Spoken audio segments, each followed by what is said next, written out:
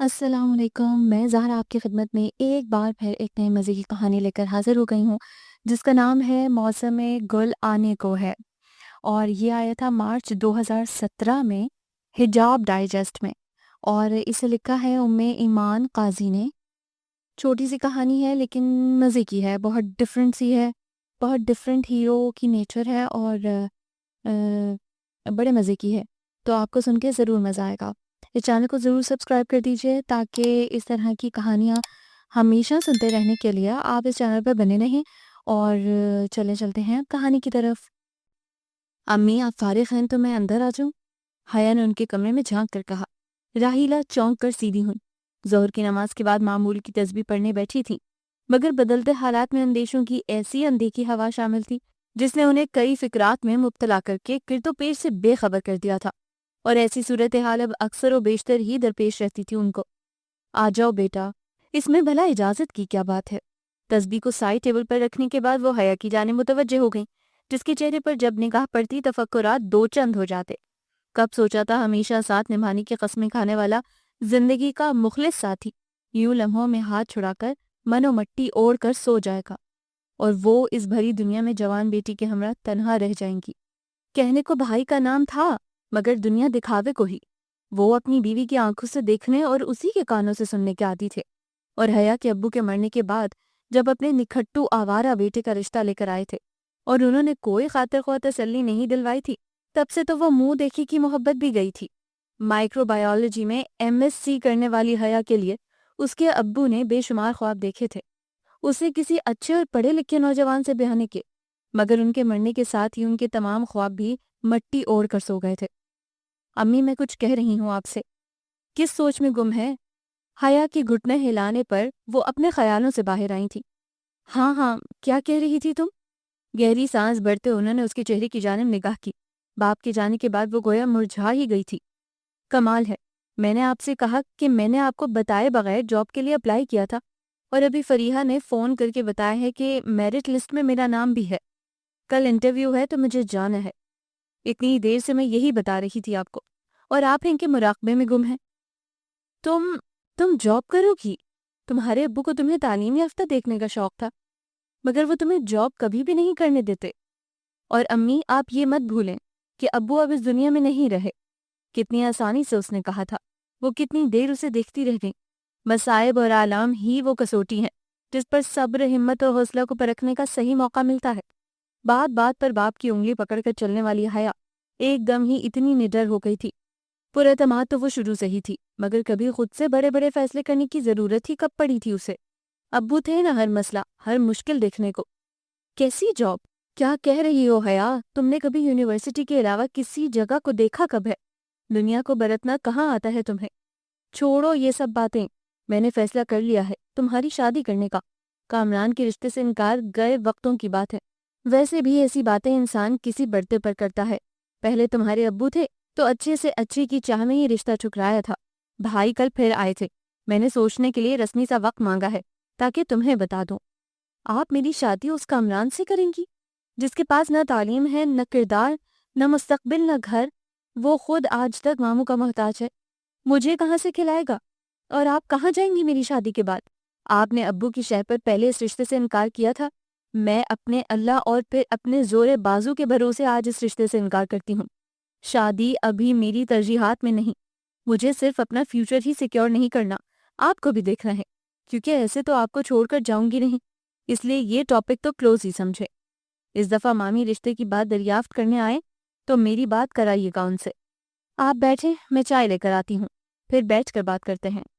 پھر رات تک امی قائل ہوئیں یا نہیں، اس نے بہرحال دو ٹوک الفاظ میں دلائل دے کر ان کو کہہ دیا تھا کہ ابو ہوتے تو وہ جاب کا نام بھی نہ لیتی، مگر فی الوقت نوکری کرنا اس کا شوق نہیں، مجبوری ہے، اور اس نے فریحہ کے ساتھ مل کر ایجوکیشن کی طرف سے نکلنے والی آسانیوں پر اپلائی کیا تھا، اور اب جب جواب بھی مثبت آیا تھا تو اسے ہر صورت ہی جاب کرنی تھی، کیونکہ فی زمانہ ایک ابو کی پینشن ان دونوں کی ضروریات کے لیے ناکافی تھی۔ اگلے دن وہ اور فریحہ دونوں ہی آفس آ گئی تھیں۔ ان کے علاوہ بھی بہت سی لڑکیاں تھیں، سب کو فارمز اور متعلقہ سکولز کی لسٹ دے دی گئی تھی کہ اپنی اپنی چوائس کے سکولز لکھ دیں۔ فری، یہ ایسے ایسے عجیب سے ناموں والے علاقے کیا ہمارے ملک میں ہیں؟ اس نے پوری لسٹ پڑھ کے پاس بیٹھی اطمینان سے اپنا فارم فل کرتی فریحہ کو ٹھوکا تھا، نہ صرف ہمارے ملک میں بلکہ ہمارے ڈسٹرکٹ میں بھی۔ وہ مسکرا کر بولی اور دوبارہ سے اپنی فارم پر جھک گئی۔ لیکن مجھے پتا ہی نہیں کہ کون سی جگہ کہاں ہے، تو میں کیسے اپنی چوائس لکھوں؟ وہ جھنجھلائی۔ سمپل، فری مسکرائی، آنکھیں بند کر کے انگلی رکھو، جو نام پہلے آئے وہ پہلے نمبر پر لکھ دو، جیسے میں نے لکھا۔ حیا کا منہ کھلا کا کھلا رہ گیا۔ ہاں نا، میں ٹھیک کہہ رہی ہوں، جوائن کریں گے، دیکھیں گے، ناپسند آئی جاب اور جگہ تو چھوڑ دیں گے۔ فریہ نے اسے ایسے خود کو دیکھتے پایا تو بے پرواہی سے مزید نام لکھنے لگی۔ جب ہم نے اپلائی کیا تھا فری، تب تک میرا بھی صرف شوق ہی تھا، مگر اب میں چاہتے ہوئے بھی تمہاری جیسی سوچ نہیں رکھ سکتی۔ یہ جاب میرے سروائیو کرنے کے لیے بہت ضروری ہے۔ امی بھی صرف اسی شرط پر مانی ہے جب ان کو پتا چلا ہے کہ اسکول میں ٹیچر کی جاب ہے۔ وہ تو ابو کے بعد بہت کم ہمت ہو گئی ہیں۔ حالات مزید ایسے رہے تو انہوں نے کسی ایرے غیرے سے پکڑ کر مجھے بیاہ دینا ہے۔ اب وہ اندازے سے ہی صحیح اپنے فارم پر اسکولز کے نام لکھ رہی تھی، کیونکہ تقریباً سب لڑکیوں نے منٹوں میں ہی فارم جمع کروا دیے تھے۔ اب سب خوش گپیوں میں مصروف تھیں۔ تھوڑی دیر ہی میں انٹرویو ہونا تھا ان کا۔ انٹرویو سے فارغ ہوتے ہوتے بھی ان کو 4 تو بچ ہی گئے تھے۔ حیا کو تو کچھ خاص بھوک نہیں تھی، مگر فریحہ اسے زبردستی ریسٹورنٹ لے آئی اور چیز سینڈوچز کا آرڈر دیا جو ان دونوں کا پسندیدہ تھا۔ پاپا تو میری جاب کے حق میں ہی نہیں ہے، نہ ہی ماما، وہ تو رمیز سے سفارش کروائی ہے۔ رمیز اس کے منگیتر کا نام تھا، جس کے ساتھ کچھ ماہ میں ہی اس کی شادی متوقع تھی۔ پاپا کہتے ہیں چلو کچھ دن اپنا شوق پورا کر لو، مگر ایک شرط کے ساتھ کہ ڈرائیور کے ساتھ جاؤ گی، اکیلی ہرگز نہیں۔ پھر شادی کی ڈیٹ فکس ہوتے ہی چھوڑ چھاڑ دوں گی کہ رمیز کہتا ہے مجھے ساتھ دبئی لے جائے گا۔ فریحہ کی زبان مسلسل حرکت میں تھی۔ حیا جبراً مسکرا دی کہ ابو کے بعد عجیب ہی لگتا تھا کاروباری زندگی میں حصہ لینا، مسکرانا۔ کبھی وہ بھی ایسے ہی بے فکری کے عالم میں ہوتی تھی، ایسے ہی لاپرواہ، اپنی ہی زندگی میں مگن، زندگی کو پھولوں کی سیج سمجھ کر جینے والی۔ غم، دکھ یا پریشانی کیا ہوتی ہیں، ان الفاظ کو سنا اور پڑھا تو بہت بار تھا، مگر برتنا بھی پڑے گا کبھی سوچا نہ تھا۔ والدین اولاد کے لیے ایسی چھت ہوتے ہیں جو محبت، اعتماد، اعتبار تو دیتی ہی ہے، زندگی کی ضروریات بھی اس طور پورا کرتی ہے کہ اولاد کو کچھ سوچنا ہی نہیں پڑتا کہ کیسے ہر چیز وقت پر مل جاتی ہے۔ اس نے بے ساختہ فریحہ کے لاپرواہ چہرے کی طرف دیکھ کر دل ہی دل میں اس چھت کے قائم رہنے کی دعا کی۔ چلو فری، مجھے ذرا بھی دیر ہو جائے تو امی پریشان ہو جاتی ہیں۔ فریحہ کا پروگرام لمبا ہوتے دیکھ کر اس نے اسے جلدی اٹھنے پر مجبور کیا، جو ابھی کولڈ ڈرنکس آرڈر کرنے کے لیے پر تول رہی تھی۔ مغرب ہونے میں بھی کچھ دیر تھی جب فریحہ نے اسے گھر ڈراپ کیا۔ پھپھا جی گزر گئے مگر ابھی اور لوگ تو زندہ ہے نا حیا؟ وہ اپنے ہی خیالوں میں مگن تھی جب گیٹ کے پاس سے کامران کی آواز سن کر بری طرح اچھلی۔ کیا مطلب؟ تیکھے تیوروں سے اسے گھورتی ہوئی وہ وہیں رک گئی۔ بے حد تھکے ہوئے ذہن کو اس وقت صرف آرام اور ایک کپ چائے کی طلب تھی، مگر ماموں کے اس سپوت کا اس وقت یہاں موجود ہونے کا مطلب کیا تھا؟ کہ اس کی والدہ محترمہ بھی اندر امی کے ساتھ موجود ہیں، اور جس مقصد کے لیے آج کل یہ پھیرے لگ رہے تھے اس کے متعلق تو وہ سننا بھی نہیں چاہتی تھی۔ مطلب یہ ڈیئر کزن کہ تمہیں بے جا آزادی دینے والا تمہارا باپ اب نہیں رہا، ابو رہے بزرگ آدمی، تو اب تو میں ہی سربراہ ہوں اس گھر کا، اور ان قریب تمہارا بھی سربراہ بن جاؤں گا، تو مجھے یوں لڑکیوں کا لور لور پھرنا ہرگز پسند نہیں۔ دل جلانے والی مسکراہٹ حیا کو آگ ہی تو لگا گئی۔ میرے سربراہ بننے کے خواب تم جتنی جلدی دیکھنے چھوڑ دو گے اتنا ہی تمہارے حق میں اچھا ہوگا، کیونکہ میرا کل بھی تمہارے بارے میں جواب نہ تھا، آج بھی نہ ہے، اور یقیناً کل بھی یہی ہوگا۔ باقی رہ گئے گھر کے سربراہ تو میرے ابو کو اللہ نے اپنے پاس بلایا ہے، مگر میری امی اللہ کی کرم سے حیات ہیں، اور اللہ انہیں ہمیشہ میرے سر پر سلامت رکھے، آمین۔ تیز الفاظ چبا چبا کر بولتے بھی اس کی آواز بھرا گئی تھی۔ جان سے پیارے ابو جنہوں نے اسے دنیا کے ہر سرد و گرم اور مصائب سے بچا کر رکھا تھا، ان کا ذکر بھی وہ عقیدت سے کرنا پسند کرتی تھی۔ ان کے لیے اس شخص کے لہجے میں بے حد تحقیر تھی۔ وجہ ابو کا بار بار اس رشتے کے لیے انکار کرنا تھا، جس پر وہ اور مامی ابو سے بے حد خار کھاتے تھے، مگر انہوں نے کبھی پرواہ بھی نہیں کی تھی۔ میرے لیے آپ کے بیٹے سے بڑھ کر کوئی نہ ہوتا بھائی صاحب، اگر جو کسی ایک چیز میں ہی اس کا قبلہ درست ہوتا۔ میٹرک میں ہی تعلیم چھوڑ کر بھاگ گیا، اور محلے کے ہر بندے کو اس سے شکایت ہے۔ تعلیم نہ صحیح، کوئی ہنر ہی انسان زندگی گزارنے کے لیے اپنا لیتا ہے۔ اپنے شاہانہ خرچوں کے لیے ابھی تک آپ کا دست نگر ہے، گھر آپ کا کرائے کا ہے۔ میں اس کو بیٹی دینے کا ارادہ بھی کروں تو کس برتے؟ صرف یہ کہ یہ میری بیوی کے بھائی کا بیٹا ہے؟ میں فخر نہیں کر رہا بھائی صاحب، مگر میری بیٹی نے اعلیٰ تعلیم اپنی قابلیت کے بلبوتے پر حاصل کی۔ سوائے ضروری خرچوں کے مجھے کبھی اس کے اخراجات نہیں اٹھانا پڑے کہ وہ ہمیشہ اسکالرشپ لیتی رہی ہے۔ اللہ کی قسم میں دولت کو اہمیت نہیں دیتا، مگر اپنی بیٹی کے لیے بڑھ دیکھتے ہوئے میری پہلی ترجیح شرافت ہوگی اور پھر تعلیم۔ وہ شخص میری بیٹی کے ہم پلہ نہ سہی، اس سے کمتر نہ ہو اور عزت سے 2 وقت کی روٹی کھلا سکے۔ اور مجھے تو شرمندگی سے آپ کو یہ یاد کروانا پڑ رہا ہے کہ ابھی پچھلے مہینے ہی دوستوں کے ساتھ آپ کا بیٹا حوالات میں بھی چند دن گزار کر آیا ہے۔ ابھی 7 ماہ پہلے ہی تو ماموں اور مامی اپنے نکمے بیٹے کا رشتہ لے کر آئے تھے۔ ابو کے الفاظ دوبارہ سے اس کے کانوں میں ویسے ہی گونجے جیسے یہ ابھی کل کی بات ہو۔ وہ غصے سے بھری ہوئی کمرے میں داخل ہوئی تھی۔ مامی کو دیکھ کر پارا تو بے حد چڑھا، مگر امی کا خاموش اشارہ بے ساختہ زبان بندی کرا گیا۔ اے حیا، اب تو تعلیم کا بہانہ بھی ختم ہوا تمہارا، پھر بھی گھر آنے کا وقت دیکھا ہے تم نے؟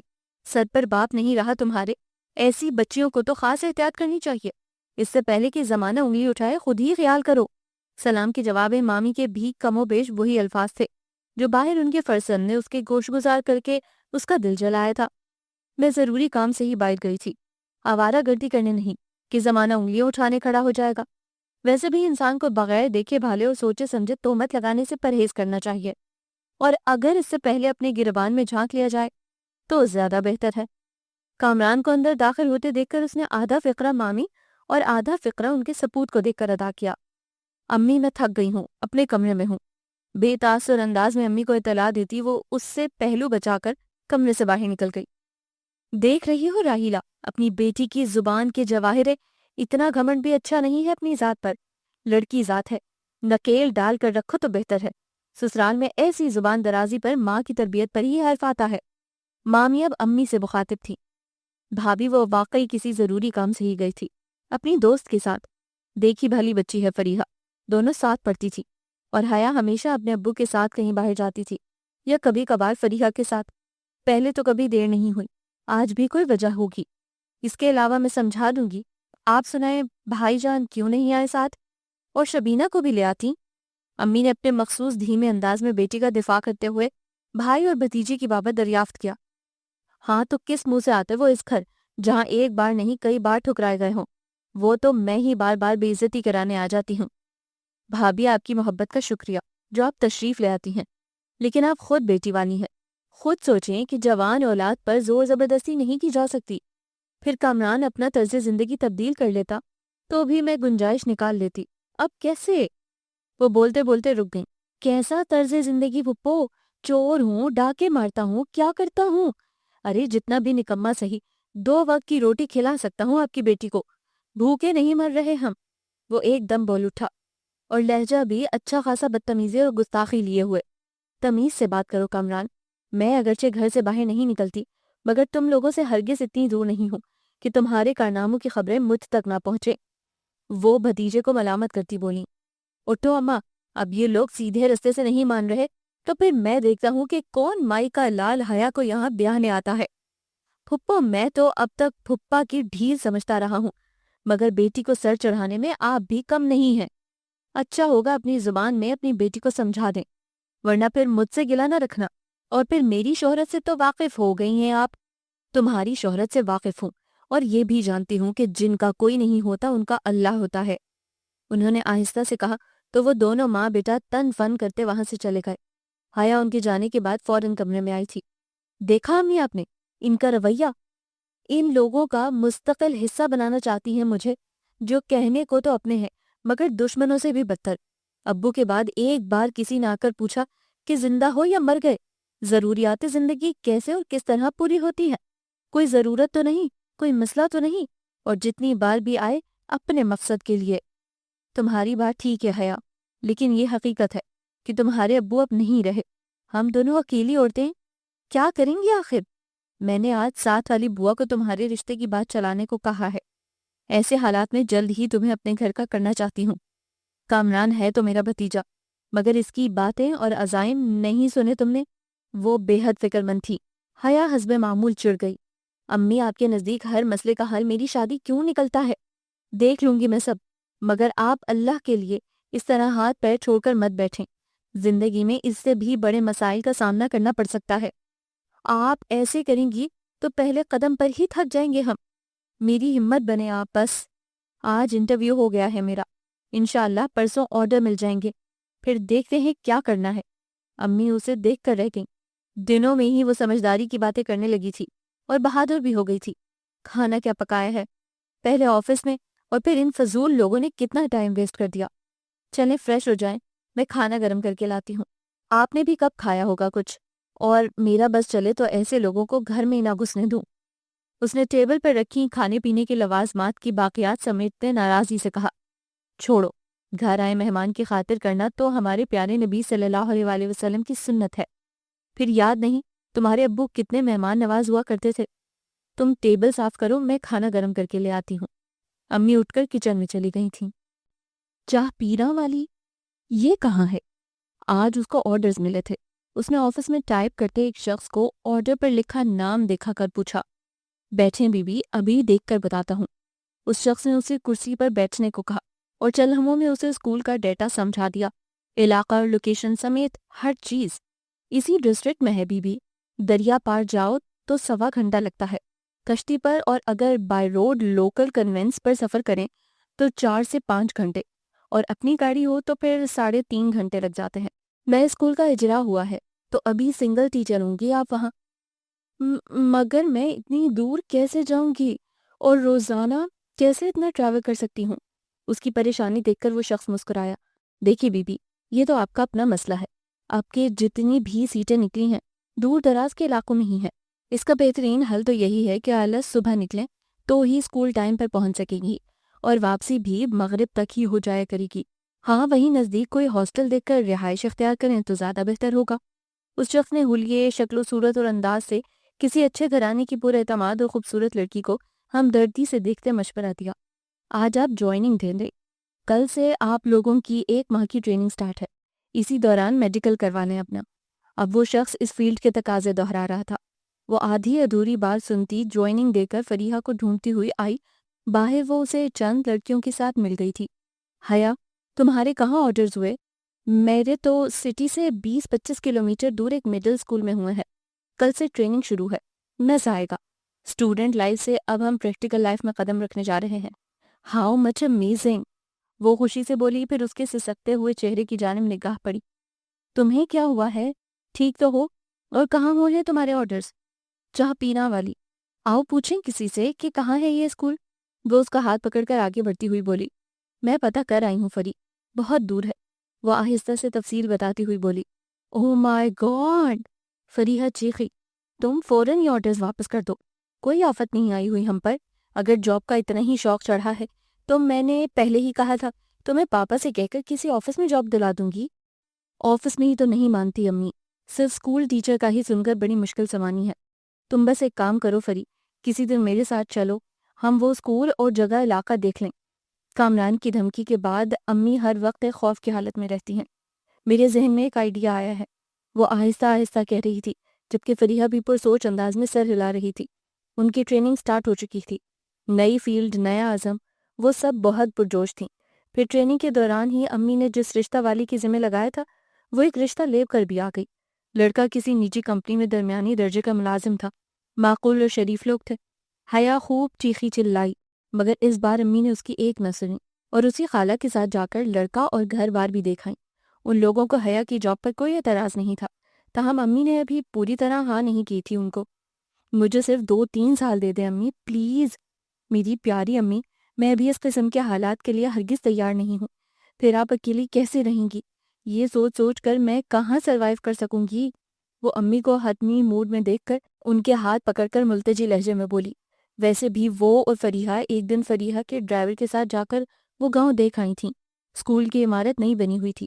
فریحہ اپنے پاپا سے چوری چھپے اسے لے آئی تھی, سو زیادہ دیر نہیں رکی تھیں وہ. چھوٹا سا گاؤں اس لحاظ سے تو حیا کو پسند آیا تھا کہ کامران ڈھونڈتا مر کیوں نہ جائے, اسے نہیں ڈھونڈ سکے گا. 1-2 لوگوں سے بات بھی ہوئی ان کی, مگر ایک گرم جوشی جس کی وہ توقع کر رہی تھیں کہ شہر سے دور دراز علاقے میں حکومت نے اسکول کا اجرا کیا تھا, اس حوالے سے تو لوگوں کو خوش ہونا چاہیے تھا, اور اب ان کے بچوں تک بھی تعلیم کی رسائی ممکن تھی. تاہم حیا مطمئن تھی کہ جب پہلے تعلیم کا کوئی ذریعہ ہی نہیں تھا تو کیسا شعور, کیسا جوش. جب وہ آ جائے گا تو لوگوں کو تعلیم کی اہمیت سے آگاہی کرے گی. پھر یقیناً وہ اس کا خیر مقدم کریں گے۔ شام سے پہلے پہلے وہ دونوں لوٹ آئی تھیں۔ 3 دن بعد اس کی حاضری متوقع تھی۔ جب امی نے رشتہ والوں کو ہاں کہہ دی تھی، اس کی ناراضی کی پرواہ کیے بغیر، یہ کہہ کر کہ انہیں 4-6 ماہ کا ٹائم دے دیں تاکہ وہ کچھ تیاری وغیرہ کر سکیں۔ تاہم حیا کا موڈ بہت خراب رہا۔ وہ ان لوگوں کے آنے پر بھی کمرے سے باہر نہیں نکلی تھی۔ اس کی ہونے والی نند خود ہی اس کے پاس آئی تھیں، پیار کر کے انگوٹھی اس کی انگلی میں ڈال کے کچھ روپے اس کے ہاتھ پر رکھے۔ حیا نے نظر اٹھا کر شاکی انداز میں امی کو دیکھا۔ وہ نظریں چرا گئیں۔ ان کے خیال میں حیا ابھی بچی تھی۔ وہ ان نزاکتوں اور گزرتے وقت کی تبدیلیوں کو نہیں سمجھ پا رہی تھی، جن کے اندیشے ان کا دل ہولائے دے رہے تھے۔ جب شادی ہو جائے گی تو وہ سمجھ جائے گی، مگر یہ ان کی خام خیالی تھی۔ 2 دن بعد ہی کامران کی آمد نے امی کو ڈرا دیا، مگر وہ دل مضبوط کیے بیٹھی رہیں۔ کیسے ہو کامران، کیسے آنا ہوا؟ وہ بظاہر پرسکون انداز میں بولی تھی۔ شکر ہے حیا گھر پر نہیں تھی، ورنہ یقیناً امن کا خطرہ تھا۔ پھپھو اتنی بھولی نہ بنو اور نہ ہی مجھے اتنا بے خبر سمجھو۔ میں نے کہا تھا کہ حیا صرف میری امانت ہے، پھر بھی ادھر ادھر رشتے دیکھتی پھر رہی ہو۔ بس میں اپنی دی گئی مہلت آج ختم کرتا ہوں۔ کل شام میں آؤں گا گواہوں اور مولوی صاحب کو لے کر نکاح کے لیے۔ اپنی بیٹی کو بھی تیار کر دینا اور سمجھا دینا میں عورتوں کی منہ زور فطرت کے ویسے ہی خلاف ہوں، سو اپنی بیٹی کو اپنی زبان میں سمجھا دیں گی تو زیادہ بہتر ہے۔ وہ ان کی اگر مگر بیٹا بات سنوں کو نظر انداز کرتا اپنی بات سنا کر چلتا بنا اور ان کے لیے بے شمار فکرات چھوڑ گیا۔ سلطان شاہ کے ماتھے پر گہرے بل اس کے غصے کا پتہ دے رہے تھے۔ گاؤں والوں کی اتنی جرت کب سے ہو گئی کہ ہمارے حکم کے بغیر اتنے بڑے بڑے فیصلے کرنے لگے؟ سردار، گاؤں والوں نے انہیں کسی خوش فہمی میں مبتلا نہیں کیا، بس وہ شہری کنیاں خود ہی پکڑ پکڑ کر ایک ایک سے اسکول کا پتہ پوچھ رہی، اور ہاشم کہہ رہا تھا کہ سردار زمان شاہ بھی ملے ہیں ان سے۔ کمدار کی بات سن کر سلطان خان چونکا۔ بلاؤ زمان خان کو، وہ کچھ سوچتے ہوئے بولا۔ چند لمحوں میں اسی سے ملتے جلتے نقوش رکھنے والا نوجوان اندر آنے کی اجازت طلب کر رہا تھا۔ دونوں میں بے حد مشابہت ہونے کے باوجود بہت فرق تھا۔ سلطان شاہ کے چہرے پر خشونت اور سختی نے عجیب سی کرختگی دے رکھی تھی، جبکہ زمان شاہ کا چہرہ سنجیدگی کے ساتھ ساتھ کچھ معصومیت اور خوف لیے ہوئے تھا۔ یہ شہری کڑیاں کل ہمارے بارے میں معلومات لیتی پھر رہی تھی تم سے، تم نے ان سے بات چیت کی اور ہمیں بتانا بھی گوارا نہیں کیا۔ اس کے لہجے میں کچھ ایسا ضرور تھا کہ زمان شاہ کے جسم میں پھریری دوڑ گئی۔ نہیں ادا، وہ آپ کے بارے میں معلومات ہرگز نہیں لے رہی تھی، بلکہ ان میں سے ایک کی اسکول ٹیچر کی جاب ہوئی ہے ہمارے گاؤں کے اسکول میں۔ اسکول کا پتہ پوچھا تھا، میں نے بتا دیا، بس۔ زمان شاہ کے سامنے پھر وہی منظر دوڑ گیا۔ جب وہ حویلی کی جانب لوٹ رہا تھا تو 2 لڑکیاں اسے ملی جو اپنی وضع قطع سے ہرگز بھی اس علاقے یا نزدیکی علاقے کی نہیں لگ رہی تھی۔ انہوں نے اشارے سے اسے روکا تھا، پھر چٹ پر لکھا ایڈریس دکھا کر پوچھا تو زمان شاہ نے اپنے مخصوص سادہ انداز میں حویلی سے تھوڑی ہی دور بنے پرائمری اسکول کے بارے میں بتا دیا۔ ان میں سے ایک لڑکی نے خود ہی بتایا کہ اس کی یہاں اس اسکول میں جاب ہوئی ہے، اس لیے وہ جگہ اور اسکول دیکھنے آئی ہے۔ زمان شاہ کیا کہتا، بس ان دونوں کے مڑتے ہی حویلی کی جانب چل دیا، حالانکہ اس نے دونوں کے انداز سے ہی یہ بات محسوس کی تھی کہ وہ چاہتی تھی وہ خود ان کے ساتھ چلتا، مگر وہ دونوں شاید زمان شاہ کی حقیقت نہیں جانتی تھی، تبھی گاؤں کے باقی لوگوں کی طرح اس کے رویے کو بھی عجیب خیال کرتی، خود ہی اس جانب چل دیں۔ کمدار، سلطان شاہ کی زوردار آواز زمان شاہ کو اپنے خیالات سے باہر لے آئی۔ ایسا کرو، اسکول کی عمارت میں جانور باندھ دو، باقی ہر چیز اور کام کے آثار بھی مٹا دو، اور سامان بھی کسی اور جگہ منتقل کرو، آگے میں دیکھتا ہوں کہ کیا کرنا ہے۔ کمدار سے فارغ ہونے کے بعد سلطان شاہ زمان شاہ کی طرف مڑا۔ اس کے تاثرات سے ہی زمان شاہ کو خوف سے کپکپی چڑھ گئی۔ میری حکم عدولی کرنے والے کے بارے میں جانتے ہو نا زمان شاہ، میں کیا حشر کرتا ہوں؟ جی ادا، وہ گھگیا کر بولا۔ ابھی تمہیں صرف اپنا غصہ اور طاقت دکھائی ہے، کوشش کیا کرو کہ ایسی نوبت کبھی نہ آئے جب ویسے ہی حربے مجھے تم پر بھی آزمانے پڑیں۔ رعونت اور تکبر سلطان شاہ کے لہجے اور انداز میں کوٹ کوٹ کر بھرا تھا۔ جی ادا سائیں۔ بہتر ہے، جاؤ کھاؤ پیو موجیں اڑاؤ، مگر میرے کام میں کبھی دخل اندازی کی کوشش مت کرنا۔ زمان شاہ وہاں سے بگٹٹ بھاگا۔ زمان شاہ سلطان شاہ کا سوتیلا بھائی تھا۔ اس کا قصور اتنا تھا کہ ان کے والد شہر میں کسی گانے والی کی محبت میں گرفتار ہو کر اسی محبت کی نشانی 3 سال بعد گھر لائے تھے، تو گھر میں ایک طوفان اٹھ کھڑا ہوا تھا۔ شاہانہ بیگم سے کی گئی محبت تو کہیں خواب ہوئی، مگر اس جیتی جاگتی نشانی کو اس آوارہ عورت کے ہرگز حوالے نہیں کرنا چاہتے تھے۔ جس کی راتیں کہیں اور دن کہیں اور بسر ہوتے تھے۔ محبت کی اندھی پٹی آنکھوں سے اتری تو کئی سودوزیاں سامنے آئی۔ حویلی میں زمان شاہ کو کبھی بھی اپنے باپ کی اولاد نہیں سمجھا گیا، بلکہ اس کی ماں کا حوالہ تمام عمر اس کے ساتھ رہا تھا۔ سلطان شاہ زمان شاہ سے 7 برس بڑا تھا، اور اس کی ماں نے یہ بات اسے گھول کر پلا دی تھی کہ ہمیشہ اس کو دبا کر رکھنا، ورنہ کل کو یہی کمی تمین لڑکا اس کی جائیداد کا بٹوارہ کرنے کھڑا ہو جائے گا۔ جب تک بڑے شاہ زندہ رہے تب تک زمان کی زندگی میں ان کی موجودگی میں کم از کم کچھ سکون رہتا تھا۔ میٹرک تک بڑے شاہ صاحب نے اسے گھر میں اس کی اہمیت جان کر ہاسٹل میں رکھا تھا، مگر پھر سوتیلی ماں اور پھر سلطان شاہ کے اس کے سامنے اور اس پر کیے جانے والے مظالم کے نقوش بہت گہرے تھے، جنہوں نے اس کی شخصیت کے کسی پہلو کو کبھی بھی اجاگر نہیں ہونے دیا۔ بڑے شاہ صاحب گو کہ اپنی زندگی میں ہی جائیداد اور زمینوں کا بٹوارہ آدھا آدھا کر گئے تھے، مگر سلطان شاہ نے زمان شاہ کو اعصابی طور پر اتنا کمزور کر دیا تھا کہ وہ اپنے حصے کی جائیداد تو کیا، اگر بھوکا بھی رہ جاتا تو خود سے کھانا بھی نہیں مانگ سکتا تھا۔ اپنی طاقت کے مظاہروں کا شعور راسخ کرنے کے لیے سلطان شاہ اس کے سامنے معمولی سی غلطی پر بھی ملازمین کی کھال ادھیڑ کر رکھ دیتا۔ ایک بگڑے اور عیاش رئیس کی ہر خصوصیت سلطان شاہ میں بدرجہ اتم موجود تھی۔ اپنے علاقے کے لوگوں میں تعلیم کے شعور کے وہ ویسے ہی خلاف تھے، خواہ بڑے شاہ صاحب ہی کیوں نہ ہو۔ وہ خود کتنا ہی پڑھ لکھ گئے تھے، مگر اپنے ہاریوں کو غلامی کی زنجیر میں جکڑا دیکھنا چاہتے تھے۔ خود سلطان شاہ یونیورسٹی کا اعلیٰ تعلیم یافتہ تھا، مگر صرف نام کا۔ پھر زمان شاہ بھی ابھی حال ہی میں تعلیم مکمل کر کے آیا تھا، مگر خود اعتمادی سے عاری ایک کمزور نوجوان، جس کی زندگی کی ڈور سلطان شاہ کے ہاتھ میں تھی۔ اسکول کی عمارت اگرچہ قریب ہی تھی، مگر اس کی زمین سلطان شاہ کے چچا زاد بھائیوں نے دی تھی، اور وہ متنازع زمین تھی ان دو خاندانوں کے بیچ میں، مگر طاقت اور رسوخ میں کیونکہ سلطان شاہ کا پلڑا بھاری تھا، سو اسی کی زیر تسلط تھی۔ اپنے قبضے کو ظاہر کرنے کے لیے اس نے وہاں گھوڑوں کا استبل بنا رکھا تھا، ساتھ ہی کئی اور ناجائز کام بھی وہاں ہوتے تھے۔ اگر نہیں تھا تو وہاں تدریس کا عمل، جس کے لیے اسکول قائم کیا گیا تھا، کہ لوگوں میں اس شعور کو کبھی پنپنے بھی نہیں دیا گیا تھا کہ تعلیم بھی زندگی کا اہم حصہ ہے۔ حیا، اتنے قدم مت اٹھاؤ کہ واپسی کا راستہ نہ رہے۔ امی نے اپنے بندھے ہوئے سامان پر ایک نظر ڈالی اور کسی قدر خوف کے عالم میں کہا۔ حیا نے کامران کی آمد اور دھمکی سنتے ہی خود بھی اپنا سامان پیک کرنا شروع کر دیا تھا اور امی کو بھی ساتھ لگا لیا تھا۔ آپ ڈریں مت امی، اللہ پر بھروسہ رکھیں۔ فریق کے پاپا سے میری بات ہو گئی ہے، گھر کی چابی ہم ان کو دے کر جائیں گے، وہ خود ہی اس کی فروخت کا مسئلہ حل کر لیں گے، رقم میرے اکاؤنٹ میں ٹرانسفر کرا دیں گے، کیونکہ ہم واپس بھی آ جائیں تو رہنا تو یہاں ہمیں پھر بھی نہیں ہے۔ کل اعلیٰ صبح فریق کا ڈرائیور ہمیں پک کر لے گا، کئی بار بتا چکی ہوں، پھر بھی آپ ایسی ویسی کوئی بات بول کر میرا حوصلہ ختم کر دیتی ہیں۔ جب ہمارا اس دنیا میں اللہ کے سوا ہے ہی کوئی نہیں، تو صرف اسی کے بھروسے پر کیوں نہ بہادری سے زندگی سے اپنا حصہ وصول کریں۔ اس نے 3 بڑے بیگ کھینچ کر دیوار کے ساتھ لگا کر رکھے اور خود اب درازیں کھول کھول کر ضروری سامان ہینڈ کیری میں منتقل کر رہی تھی۔ ویسے کاش میں وہ منظر دیکھ سکتی جب آپ کا بھتیجا بارات لے کر آئے گا اور ہم یہاں نہیں ہوں گے۔ ایسے حالات میں بھی اسے شوخی سوڑ رہی تھی۔ امی نے کچھ کہے بغیر اس کے پرسکون چہرے کی طرف دیکھا، پتہ نہیں وہ واقعی پرسکون تھی یا خود کو ایسے ظاہر کر رہی تھی۔ ابھی تم میری بات نہیں سمجھو گے، رستم شاہ پراسراریت سے مسکرایا۔ لڑائی صرف ہتھیاروں سے ہی نہیں لڑی جاتی، دماغ سے لڑی جانے والی جنگیں طاقت سے لڑی جانے والی جنگوں سے زیادہ پر اثر ہوتی ہیں اور دیر پا اثرات لاتی ہیں۔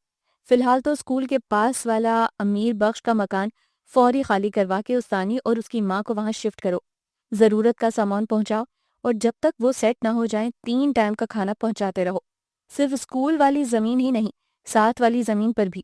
اب دیکھنا کہ سلطان شاہ کیسے اپنا قبضہ برقرار رکھتا ہے۔ رستم شاہ سلطان شاہ کا چچا زاد بھائی تھا، جو اس سے طاقت میں بھلے کم تھا، مگر بہت زیرک اور عیار آدمی تھا۔ وہ ہمیشہ مخالف کو ایسی شکست دینا پسند کرتا تھا کہ سانپ بھی مر جائے اور لاٹھی بھی نہ ٹوٹے۔ اس نے اس بار سلطان شاہ کو شکست دینے کے لیے عجیب ہی ترکیب سوچی تھی۔ جبھی شہر سے آنے والی استانی کا بڑی گرم جوشی سے خیر مقدم کیا تھا، حویلی کے مہمان خانے میں انہیں بھیج کر ضروری اقدامات کیے تھے۔ حیا اور امی منہ اندھیرے گھر سے روانہ ہوئی تھیں اور دن کے 12 بجے بستی چاہ پینا والی میں پہنچی تھیں۔ گاؤں کے چودھری کی طرف سے ان کا پرتپاک استقبال ہوا تھا۔ اس نے پہلی فرصت میں اپنی رہائش کا بندوبست کرنے کی درخواست کی تھی۔ نتیجتاً رات سے پہلے کھانا حویلی سے ہی کھلا کر انہیں اسکول کے قریب ایک چھوٹے سے گھر میں پہنچا دیا گیا تھا، جو 1 کمرے، چھوٹے سے برآمدے پر مشتمل چھوٹا سا دیہاتی ٹائپ کا بنا ہوا گھر تھا۔ چھوٹے سے صحن میں ایک کونے میں ہینڈ پمپ اور دوسری سائڈ پر غسل خانہ اور ٹوائلٹ تھا۔ اپنے گھر کے طرز زندگی کا موازنہ کرتی حیا تو شاید پہلی نظر میں ہی مسترد کر دیتی ہے ایسی رہائش کا، مگر اب اس کے پیش نظر صرف رہائش کا نہیں تھی، بلکہ ایسی محفوظ جگہ پناہ تھی جہاں اسے معاشی تنگی بھی نہ ہو اور فی الحال کامران کی نظروں سے بھی چھپ سکے۔ سو اس لحاظ سے شہر سے کوسوں میل دور یہ نہایت پرسکون جگہ تھی۔ بے حد تھکن ہونے کی بنا پر وہ دونوں سو گئیں کہ کمرے میں 2 چارپائیوں کے علاوہ چودھری کے گھر سے بستر اور ضروریات زندگی کا دیگر سامان بھی مہیا کیا گیا تھا۔ امی دیہاتی لوگ بہت مہربان اور مہمان نواز ہوتے ہیں، سنا اور پڑھا تھا، پر آج دیکھ بھی لیا۔ امی سے اس نے جو آخری بات کی تھی وہ یہی تھی، پھر وہ نیند کی وادی میں چلی گئی تھی۔ امی مگر بہت دیر جاگتی رہی تھی کہ سوچیں ہی اتنی تھی جو ان کی نیند کو دور بھگا کر دماغ پر اپنا قبضہ جمائے ہوئی تھی۔ اچھا امی، میں اب چلتی ہوں۔ اس روز بھی فرری اور میں اسکول کی عمارت باہر سے ہی دیکھ کر چلے گئے تھے۔ آج ذرا اندر سے دیکھتی ہوں۔ جو بندہ ناشتہ دینے آیا تھا اس کو دوبارہ آنے کو کہا ہے، اب اسی کے ساتھ جا رہی ہوں۔ ناشتہ جو کہ حویلی سے آیا تھا کرنے کے بعد اس نے کپڑے تبدیل کیے اور پرس اٹھا کر امی کو بتا کر باہر آ گئی۔ رستم شاہ کا ملازم اس کے ہمراہ تھا۔ باہر نکلنے سے پہلا منظر ہی مبہوت کر دینے والا تھا۔ چمکتا ہوا نیلا آسمان اور تحت نگاہ نظر آتے پیلے اور سب سرسوں کے خوبصورت پھولوں کی چھب ہی نرالی تھی۔ گاؤں کی صاف ستھری معطر فضا میں گہرے گہرے سانس ہوا کے سپرد کرنے کا اپنا ہی مزہ تھا۔ حالانکہ وہ اس راستے سے گزر کر آئی تھی، کل وہ اور فری جب آئے تھے تب بھی یہی مناظر دیکھے تھے، مگر مناظر کی خوبصورتی اور دلکشی تبھی دل و دماغ کو متاثر کرتی ہے جب ذہن میں کسی قسم کی پریشانی نہ ہو، اور آج وہ بالکل پرسکون تھی۔ یہ کیا ہے؟ اسکول میں داخل ہو کر اسے سخت حیرت ہوئی جب اس نے وہاں گھوڑے ہنہناتے دیکھے۔ زمان شاہ ناشتہ کرنے کے بعد کتاب اٹھا کر اسی برگد کے درخت کے نیچے چلا آیا جو بچپن سے اس کے دکھ سکھ سن کر اپنے بوڑھے سینے میں رقم کرتا چلا آ رہا تھا۔ حویلی میں اماں فاتح، جن کا اصل نام فاطمہ تھا مگر اب فاتح تھا، کی طنزیہ باتیں ہوتی۔ اماں فاتح سلطان شاہ کی سگی اور زمان شاہ کی ستیلی ماں تھی۔ انہوں نے ہی سلطان شاہ کے دل و دماغ میں اس کے لیے اتنا زہر بھرا تھا کہ جسے ختم کرنا اب ناممکن تھا۔ پھر بھاجائی نسیم تھی، سلطان شاہ کی خالہ زاد اماں فاتح کی بھانجی، انہی کا پرتو۔ وہ زیادہ وقت کتابوں کی دنیا میں گزارنا پسند کرتا۔ کتابوں کی دنیا اس کی دنیا سے بالکل مختلف تھی، بہت خوبصورت، چمکدار اور رنگدار۔ بچا کچا وقت اپنی پینٹنگز کو دیتا، احساسات کو زبان دینے پر ادا سائیں اسے زندہ گاڑ دیتے۔ اس محتاط انداز سے اپنی خواہشات پوری کر رہا تھا، مگر جب وہ بہت اداس ہوتا تو اپنی گھٹن اپنے احساسات کینوس پر اتار دیتا۔ یوں زندگی کسی طور پر بہتر گزر رہی تھی۔ ابھی وہ کتاب گود میں رکھے آسمان کی وسعتوں میں نہ جانے کیا تلاش کر رہا تھا کہ چونک گیا کہ اس نے اس دن والی لڑکی کو رستم شاہ کے ملازم کے ہمراہ تیز تیز اپنی طرف آتے دیکھا۔ وہ بے اختیار اٹھ کھڑا ہوا۔ تو آپ زمان شاہ ہیں، سلطان شاہ کے چھوٹے بھائی؟ اسکول کی سرکاری عمارت میں جانور رکھ کر مجھے نہیں پتا آپ کیا ظاہر کرنا چاہ رہے ہیں، لیکن ایک دن کے اندر اندر مجھے وہ عمارت خالی چاہیے، ادروائز مجھے اوپر رپورٹ کرنی ہوگی کہ آپ لوگوں نے سرکاری عمارت پر ناجائز قبضہ کیا ہوا ہے۔ پھر حکومت جانے اور ان کا کام۔ بی بی، ہم عورتوں کا باہر بات کرنا پسند نہیں کرتے، اس لیے اندر بیٹھ کے بات کرو کہ کیا کہنا ہے، اور ہاں، یہ سلطان شاہ ان دھمکیوں سے نہیں ڈرتا، اس لیے جو کہنا ہے آرام سے کہو، کیونکہ ہم بندے تھوڑے الٹی کھوپڑی کے ہیں۔ تم عورت ذات ہو اس لیے اتنا برداشت کر لیا، ورنہ سلطان شاہ کی زمین پر کھڑے ہو کر اسی سے بدتمیزی کرنے والا دوسرا سانس نہیں لے پاتا۔ ابھی زمان شاہ کھڑا اس کی بات ہی سن رہا تھا کہ سلطان شاہ کو حیا کے پیچھے دیکھ کر اس کے اوسان خطا ہو گئے۔ حیا البتہ ناگواری سے سلطان شاہ کو کچھ دیر دیکھتی رہی، پھر اس کے پیچھے چل پڑی۔ زمان شاہ وہیں کھڑا دیکھتا رہا۔ خود اعتمادی نہیں تھی تو کیا ہوا، خود اعتماد لوگوں کو پسند کرنے کا جذبہ تو تھا نا اس کے اندر، اور وہ لڑکی ذات ہو کر بھی کتنے دھڑلے سے بات کر رہی تھی۔ کیا سلطان شاہ سے بھی کوئی آنکھوں میں آنکھیں ڈال کر بات کر سکتا ہے؟ اسے پہلی دفعہ وہ لڑکی بے حد اچھی لگی اور اس پر بے حد رشک بھی آیا۔ یہ کیسی باتیں کر رہے ہیں آپ مسٹر سلطان شاہ؟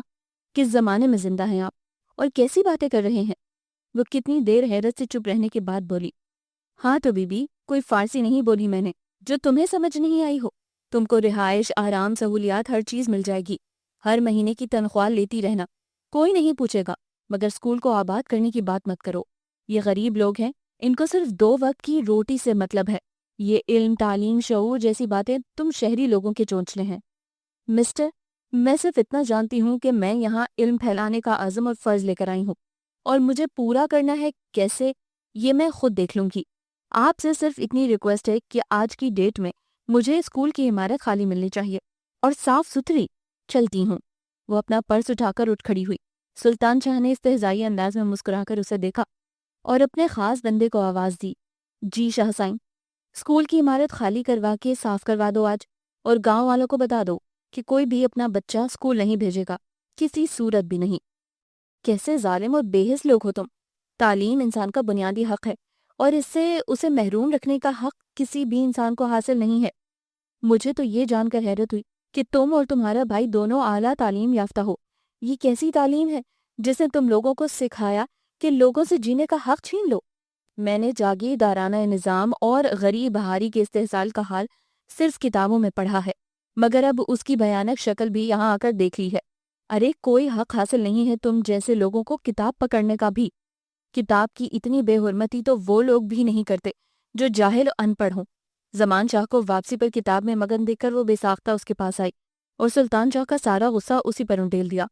وہ پہلے تو ہونق سا اسے دیکھتا رہ گیا، پھر اس کی بات اس کے غصے کا محرک سمجھ کر ایک مجروح سی مسکراہٹ اس کے لبوں پر پھیل گئی۔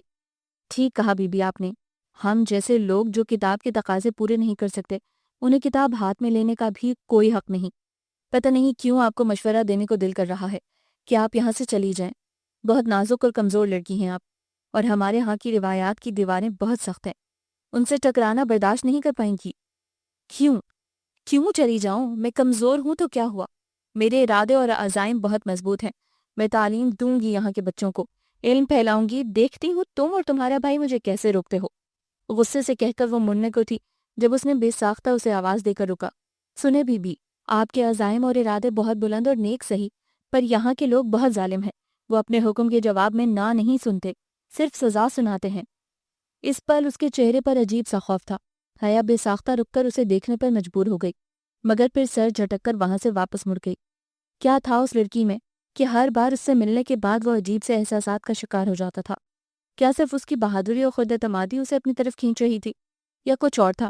بہرحال اس نے سوچا کہ وہ اسے پھر مجبور کرے گا کہ وہ یہاں سے واپس چلی جائے، ورنہ نقصان اٹھائے گی، اور اس کے نقصان کا سوچ کر اس کا دل خوف سے کانپ رہا تھا۔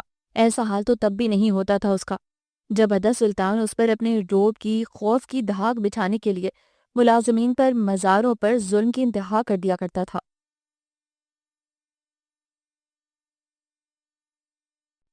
ٹھیک ہوں فرید، تم سناؤ۔ 3 دن ہوئے تھے انہیں یہاں آئے اور آج اسے کال کرنے کا موقع ملا تھا۔ تم کیسی ہو حیا؟ میرا اسکول بہت اچھا ہے، مجھے 6th 7th اور 8th کلاس کی میتھ دی گئی ہے پڑھانے کو۔ بہت فینٹاسٹک پیریڈ ہے میری لائف کا حیا، بہت مزہ آ رہا ہے۔ میں ابھی مزید انجوائے کرنا چاہ رہی ہوں، مگر رمیز کہہ رہا ہے کہ بس چھوڑو یہ جاب واب اور شادی کی تیاری کرو، اور پاپا کا بھی یہی ارادہ ہے۔ تم سناؤ کیسے ہیں لوگ؟ اسکول میں سیٹ تو ہو گئی ہو نا؟ فری حسب معمول تیز تیز بولے جا رہی تھی۔ حیا نے چھوٹے سے برآمدے میں چھوٹی سی پیڑھی پر بیٹھی امی کو گیس والے سلنڈر پر سالن پکاتے دیکھا اور دل کی آواز زبان پر آنے سے پہلے ہی روک دی۔ ہاں ٹھیک ہے، اچھا ہے فری، نیا اسکول ہے تو اسٹیبلش ہونے میں تھوڑا ٹائم لگے گا۔ کل سے پراپر اسکول جوائن کروں گی۔ آج کا دن تو صفائی وغیرہ میں گزر گیا۔ وہ آج کے دن کی روداد گول کر کے جھوٹ بول گئی کہ امی کو اگر ساری بات پتہ چل گئی تو انہوں نے اسے یہاں رکنے ہرگز نہیں دینا تھا، بھلے شہر میں جا کے کامران سے بیاہ دیتی وہ۔ فری نے ادھر ادھر کی باتیں کر کے فون بند کر دیا۔ تب تک امی سالن اتار کے اب روٹی پکانا شروع کر چکی تھی۔ اپنے گھر میں کوکنگ رینج پر ہر چیز پکانے والی امی کے لیے پہلے دن لکڑی پر کھانا پکانا سخت دشوار ثابت ہوا تھا۔ تب بھی رستم شاہ کا وہی ملازم کام آیا تھا جو دن میں ایک بار کام وغیرہ کے بارے میں پتہ کرنے آتا تھا۔ اسی کو حیا نے امی سے پیسے لے کر دیے تھے کہ انہیں شہر سے گیس والا سلنڈر منگوا کر دیا جائے۔ 2 دن اسی مشکل سے گزارنے کے بعد تیسرے دن سلنڈر کی فراہمی پر امی نے سکون کی سانس لی تھی۔ حالانکہ ملازمہ رستم شاہ کے گھر سے پیغام بھی لائی تھی کہ جب تک گیس والے چولہے کا بندوبست نہیں ہوتا کھانا حویلی سے آتا رہے گا، مگر امی نے منع کر دیا تھا۔ وہ ویسے ہی ان لوگوں کی بے حد مشکور تھیں اور انہوں نے ملازم سے کہلوا بھیجا تھا کہ حویلی جا کر کہہ دیں کہ بہت شکریہ ان کی نوازشوں کا، مگر وہ لوگ اس مکان کا کرایہ بھی دیں گے۔ اور سناؤ حیا، کیسا رہا آج کا دن؟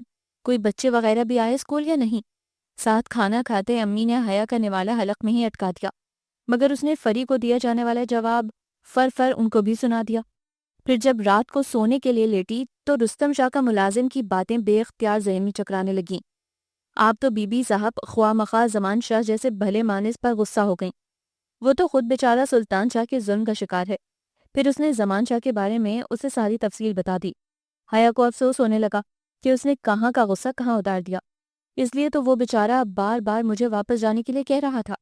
آخری سوچ جو اس کے ذہن میں آئی تھی وہ یہی تھی۔ صبح اسکول جانے کے لیے وہ تیار ہوتے ہوئے مسلسل یہی سوچتی رہی کہ اگر ایسے ہی وہ خود سر جاگیردار اپنی ضد پر اڑا رہا تو وہ کمزور سی لڑکی کیا کر پائے گی۔ خیر میں بھی آخری حد تک کوشش کروں گی، جاب رہے یا نہ رہے بات کی بات ہے، کم از کم حکام بالا تک اس ظلم کی شکایت تو ضرور ہی کر کے رہنی ہے۔ ہو سکتا ہے یہاں کی جہالت کسی ایک فرد کی کوشش کی مرہون منت ہو۔ مطمئن ہو کر اس نے پرس اٹھایا اور باہر نکل آئی۔ صبح کی تر و تازہ اور خالص فضا میں سانس لینا اسے بہت بھلا لگا۔ پھر آہستہ آہستہ قدم اٹھاتے وہ برگد کے گھنے پیڑ کے پاس آ کر رک گئی جہاں کل وہ کتاب اٹھائے نظر آیا تھا۔ آج وہ منظر کی خوبصورتی کو کینوس پر اتارتا نظر آیا۔ تحد نگاہ لہراتے سبز اور پیلے پھولوں کے اوپر افق سے ابھرتا سورج کا منظر اتنا حسین تھا کہ وہ مبہوت ہو کر رہ گئی۔ ونڈرفل! اس کے منہ سے بے ساختہ نکلا۔ زمان شاہ چونک کر مڑا۔ کاٹن کے گلابی سوٹ پر بلیک شال اوڑے وہ سیدھی اس کے دل میں اترتی چلی گئی۔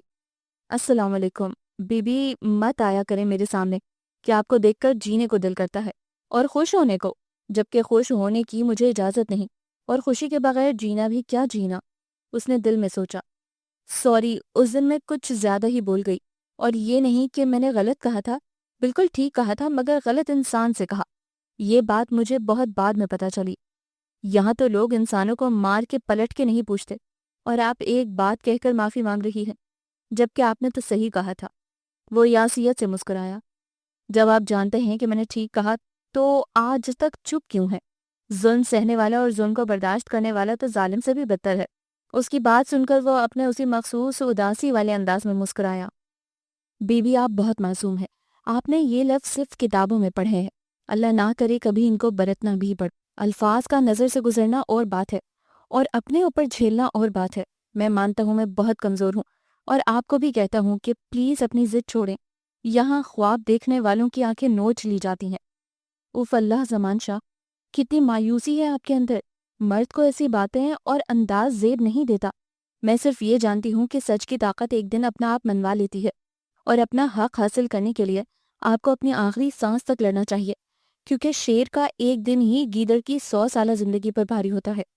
آپ مجھے روز نصیحتیں کرتے ہیں کہ میں سب کو چھوڑ چھاڑ کر واپس چلی جاؤں۔ آج میں آپ کو دعوت دیتی ہوں، حق کی اس جنگ میں میرا ساتھ دیں، اور نہ صرف اپنا حق زندگی سے وصول کریں بلکہ غریبوں کو بھی ان کا حق دلوانے میں میرا ساتھ دیں۔ دیکھیے گا پھر زندگی کتنی خوبصورت لگے گی جب اس میں منزل کو پا لینے کا مقصد ہو۔ زندگی تو ویسے بھی خوبصورت لگنے لگی ہے بی بی۔ جب سے آپ کو دیکھا، آپ کے عزائم دیکھے تو جینے کو دل کرتا ہے۔ اسے مضبوطی سے قدم اٹھاتے جاتا دیکھ کر وہ سوچ رہا تھا، مگر ادا سلطان کے خوف کا درخت بہت تناور تھا جس کی جڑیں دور دور تک پھیلی ہوئی تھیں، جبکہ اس کی نوزائیدہ محبت کی تو ابھی ننھی منی کومپل ہی شہر دل سے پھوٹی تھی۔ وہ کہاں اس کا مقابلہ کر سکتا تھا؟ اچھی لڑکی، میں چاہتے ہوئے بھی تمہارا ساتھ نہیں دے پاؤں گا۔ اسکول کی عمارت جانوروں سے خالی کروا لی گئی۔ حیا نے گھوم پھر کر پورے اسکول کا جائزہ لیا، ایک کرسی کو ٹیشو پیپر سے صاف کر کے بیٹھنے کے قابل بنایا، اور کچھ سوچ کر پرس میں سے اپنا موبائل نکالا۔ جب انہیں ٹریننگ دی گئی تھی، تمام افسران بالا کے نمبرز بھی نوٹ کروائے گئے تھے تاکہ کسی بھی مسئلے کی صورت میں ٹیچرز یا ہیڈرز رابطہ کر سکیں۔ اے ای او صاحبہ کو کال کر کے تمام صورتحال بتائی۔ سلطان شاہ والا واقعہ حذف کر۔ ہاں تو بیٹا، دور دراز علاقوں میں اسکولز قائم کرنے کا مطلب ہی یہی ہے، تعلیم کی روشنی ایسے تمام لوگوں تک پہنچانا جو تعلیم حاصل کرنا چاہتے ہیں مگر علم تک ان کی رسائی نہیں۔ آپ جیسے ٹیلنٹڈ لوگوں کو اس لیے اپوائنٹ کیا گیا ہے کہ اپنی اعلیٰ تعلیم کو صحیح مصرف میں لے آئیں، علاقے کا وزٹ کریں، گھر گھر جا کر بچوں کو ان کے والدین کو تعلیم کی اہمیت کے بارے میں بتائیں۔ وہ تو ٹھیک ہے میم، مگر مجھے لگتا ہے ان لوگوں کو علم حاصل کرنے میں کوئی دلچسپی نہیں، ورنہ تیسرا دن ہے آج مجھے آئے ہوئے، کوئی ایک اس حوالے سے مجھے نہیں ملا جس کو تعلیم کی ترسیل سے کوئی مطلب ہو، نہ تو والدین میں سے نہ بچوں میں سے۔ وہ مناسب الفاظ کا استعمال کرتے ہوئے بولی، تو بیٹا ایسے میں تو دوہری ذمہ داری عائد ہوتی ہے آپ پر۔ تعلیم اور علم کی تبلیغ تو قسمت والوں کو نصیب ہوتی ہے۔ آپ جائیں لوگوں کے پاس، پھر طلباء کی تعداد کے مطابق ڈیمانڈ بھجوائیں، آپ کو کتابیں اور فرنیچر بھجوا دیا جائے گا۔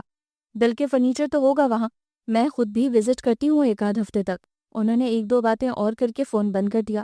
حیا طویل سانس لیتی اٹھ کھڑی ہوئی، پھر وہ بستی کے بہت سے گھروں میں گئی، مگر خاطر خواہ کامیابی حاصل نہ ہوئی۔ شوق تو ہے بی بی، پر یہاں تو پیٹ بھرنے کو ہی کچھ نہیں۔ گھر کا ایک ایک فرد کام کر کے خون پسینہ کرتا ہے، تب ہی ایک وقت کی روٹی کی بات بنتی ہے۔ ایسے میں بچوں کو اسکول بھیجیں یا کام پر؟ کم و بیش ہر گھر میں ہی ایک بات مختلف الفاظ میں سننے کو ملی تھی، مگر ایک گھر ایسا بھی تھا جہاں ایک عورت کی بات نے اسے چونکا دیا۔ کس کو شوق نہیں ہوتا بی بی کہ اس کے بچے پڑھ لکھ کر افسر نہ صحیح تو کچھ تو بن جائیں، مگر ہم غلام لوگ ہیں، نسلوں سے غلامی کی زنجیر میں جکڑے ہوئے ہیں، ہم چاہیں بھی تو ایسا نہیں کر سکتے۔ کیوں کیوں کرتے ہو ایسا؟ اسی غلامی کے ہاتھوں تنگ ہو، پھر بھی اپنی آنے والی نسلوں کو غلامی کے اندھیرے دے کر جانا چاہتے ہو؟ کون روکتا ہے تمہیں؟ کوشش کی تھی جی ایک دفعہ، میرے بڑے بیٹے کو پڑھنے کا بے حد شوق تھا، اس کے شوق کو دیکھتے ہوئے 30 کلومیٹر دور کے اسکول میں داخلہ کروایا تھا۔ بڑے شاہ صاحب کو پتہ چلا تو اس سال کی فصل کا اناج نہیں دیا ہمیں، میرے آدمی کو کام سے نکال باہر کیا اور کہا کہ آئندہ اسکول بھیجا تو بچے کی زندگی کی بھی خیر نہیں۔ بس جی، جان کا خوف روٹی کے خوف سے بھی بڑا اور برا ہوتا ہے۔ وہ دن اور آج کا دن بڑے شاہ صاحب کی منتیں ترلے کر کے منایا، اب وہ بھی اپنے ابا کے ساتھ شاہ صاحب کی زمینیں سنبھالتا ہے، اب تو چھوٹے کو بھی ساتھ لے جانے لگا ہے۔ اس عورت کی بات سن کر حیا حیرت اور دکھ سے گنگ رہ گئی۔ آج وہ ہلکی سی مایوسی کا شکار بھی ہو رہی تھی۔ جہاں غلامی اور جہالت کی جڑیں اتنی گہری تھی کہ وہ لوگ خود چاہتے ہوئے بھی اس سے نہیں نکل پا رہے تھے، تو بھلا ایک کمزور سی لڑکی کیا کر سکتی تھی؟ میں پھر بھی کہوں گی اماں کہ زندگی اور موت اللہ کے ہاتھ میں ہے۔ آپ اس وقت نہ آتی اس شاہ کے دباؤ میں، آج آپ کا بیٹا کتنے تعلیمی مراحل طے کر چکا ہوتا۔ کہہ کر وہ اس کی مجبوریوں کی لمبی ہوتی داستان کو وہیں ادھورا چھوڑ کر چلی آئی۔ کیا ایسا کرے کہ وہ اپنے مقصد میں کامیاب ہو جائے؟ یہی سوچتی سوچتی وہ بستی سے بہت دور نکل آئی تھی۔ جب گاڑی کے ٹائر بالکل پاس ہی رکنے کی آواز پر وہ چونک کر رک گئی۔ مسلح گارڈ کے ہمراہ مکروہ مسکراہٹ کے ساتھ سلطان شاہ کو اترتا دیکھ کر اس کا حلق تک کڑوا ہو گیا۔ دونوں بھائیوں کی شکلوں میں بے پناہ مشابہت تھی، مگر نیتوں کا عکس بعض چہروں کو روشن اور بعض کو تاریک بنا دیتا ہے۔ سلطان شاہ کا چہرہ بھی اسے ایسا ہی لگا، ایک ظالم اور جابر بادشاہ وقت کے چہرے جیسا، جس کے چہرے پر ظلم کی سیاہی جھلک رہی تھی، جبکہ زمان شاہ کے چہرے پر ایک نرمی سی تھی، معصومیت کے امتزاج کے ساتھ۔ ہاں تو بی بی، شوق پورا کر لیا نوکری کا؟ دیکھ لیا نا کہ یہاں مکھی بھی ہمارے حکم کے بغیر پر نہیں مارتی، اور تم انسانوں کو ورغلا رہی ہو۔ ارے یہ لوگ مر جائیں گے مگر ہم سے بے وفائی کا سوچ بھی نہیں سکتے۔ یہ غلام پیدا ہوئے غلام ہی مریں گے۔ ان کو خواب دکھا کر مت ان کی زندگی کو مشکل بناؤ، ان کو ان کے حال پر چھوڑ دو، کھاؤ پیو موج کرو، یہاں رہنا چاہو تو مرضی ہے تمہاری، ہر ماہ کی تنخواہ لیتی رہو، یہ بھی نامنظور ہو تو تمہارا ٹرانسفر کرا دیتے ہیں۔ اتنی نرمی ہم کسی سے بھی نہیں برتتے، مگر تم پر نہ جانے کیوں ترس آتا ہے ہمیں۔ مونچھوں کو بل دیتا آنکھوں میں عجیب سی چمک لیے وہ جیسے اس کا مذاق اڑا رہا تھا۔ مسٹر سلطان، آپ شاید بھول گئے ہیں کہ آپ اللہ نہیں ہیں جو رزق روٹی کے دینے یا روکنے کا اختیار آپ کے پاس ہو۔ مجھے آپ کی کسی بھی قسم کی مدد کی ہرگز ضرورت نہیں ہے، اور نہ ہی کسی مشورے کی، اور مت بھولا کریں کہ اللہ کی لاٹھی بہرحال بے آواز ہوتی ہے۔ کہہ کر وہ رکی نہیں تھی، تیز قدموں سے آگے بڑھ گئی تھی۔ کتنی ہی دور تک وہ اپنی پشت پر نوکیلی نظریں محسوس کرتی رہی، پھر گاڑی کے سٹارٹ ہونے کی آواز پر وہ بے ساختہ رکی تھی۔ اف اللہ، اس خبیث انسان کی باتوں میں آ کر مجھے پتہ ہی نہیں چلا غصے میں کتنی دور نکل آئی۔ کوف سے اس نے سوچا، پھر تھوڑی دور اسے خانہ بدوشوں کی کچھ جھونپڑیاں دکھائی دی گئی۔ کچھ سوچ کر وہ ان کی جانب چل پڑی۔ تھوڑی دیر بعد احساس ہوا کہ اللہ کا کوئی بھی کام کسی بھی مصلحت سے عاری نہیں ہوتا، وہ جو کرتا ہے بہتر کرتا ہے، بس انسان ہی اس کی حکمت کو جاننے سے قاصر ہے۔ وہاں ان 15-20 گھروں میں عورتیں یہ جان کر بے حد خوش ہیں کہ ان کے علاقے میں بھی کوئی اسکول ہے، اور تقریباً 17-18 بچے تو اسی وقت اس کے ساتھ جانے کو تیار ہو گئے جب پتہ چلا کہ اتنی پیاری سی لڑکی ان کو پڑھائے گی اور کتابیں بھی دے گی۔ ابھی تو چھٹی کا ٹائم ہو چکا ہے بچوں، کل آپ لوگ صبح 8 بجے اسکول آنا، صاف ستھرے کپڑے پہن کر، پھر کچھ دنوں تک میں آپ لوگوں کو یونیفارم بھی بنوا دوں گی۔ کالے رنگ والی بد ذائقہ چائے پھر بھی اس لمحے کو بے حد لذیذ لگ رہی تھی۔ واپسی پر وہ بے حد خوش اور مطمئن تھی۔ پہلا قدم مشکل اور پرخطر ضرور تھا، مگر اس نے اٹھا ہی لیا تھا۔ واپسی پر برگد کے پیڑ کے نیچے زمان شاہ کو دیکھ کر وہ تیزی سے اس کے پاس آئی۔ کہاں تھیں آپ آج؟ स्कूल भी बंद था, घर भी नहीं गई आप। मैं बेहद परेशान था कि कहीं खुदा न खास्ता आपको किसी ने नुकसान न पहुंचा दिया हो। वो बेहद परेशान सा होकर जिस वक्त उसके पास आया, उसकी बेताबी देखकर हया हैरान रह गई और दिल को अनजाने से खुशी भी हुई। मैं पूरे गांव में दिखाया हूँ आपको, और अब मुसलसल 2 घंटे से यहाँ बैठा इंतजार कर रहा था। आज मैं बहुत खुश हूँ ज़मान शाह। पता है क्या हुआ? वो खुशी से सारे दिन की रुदात सुनाती चली गई।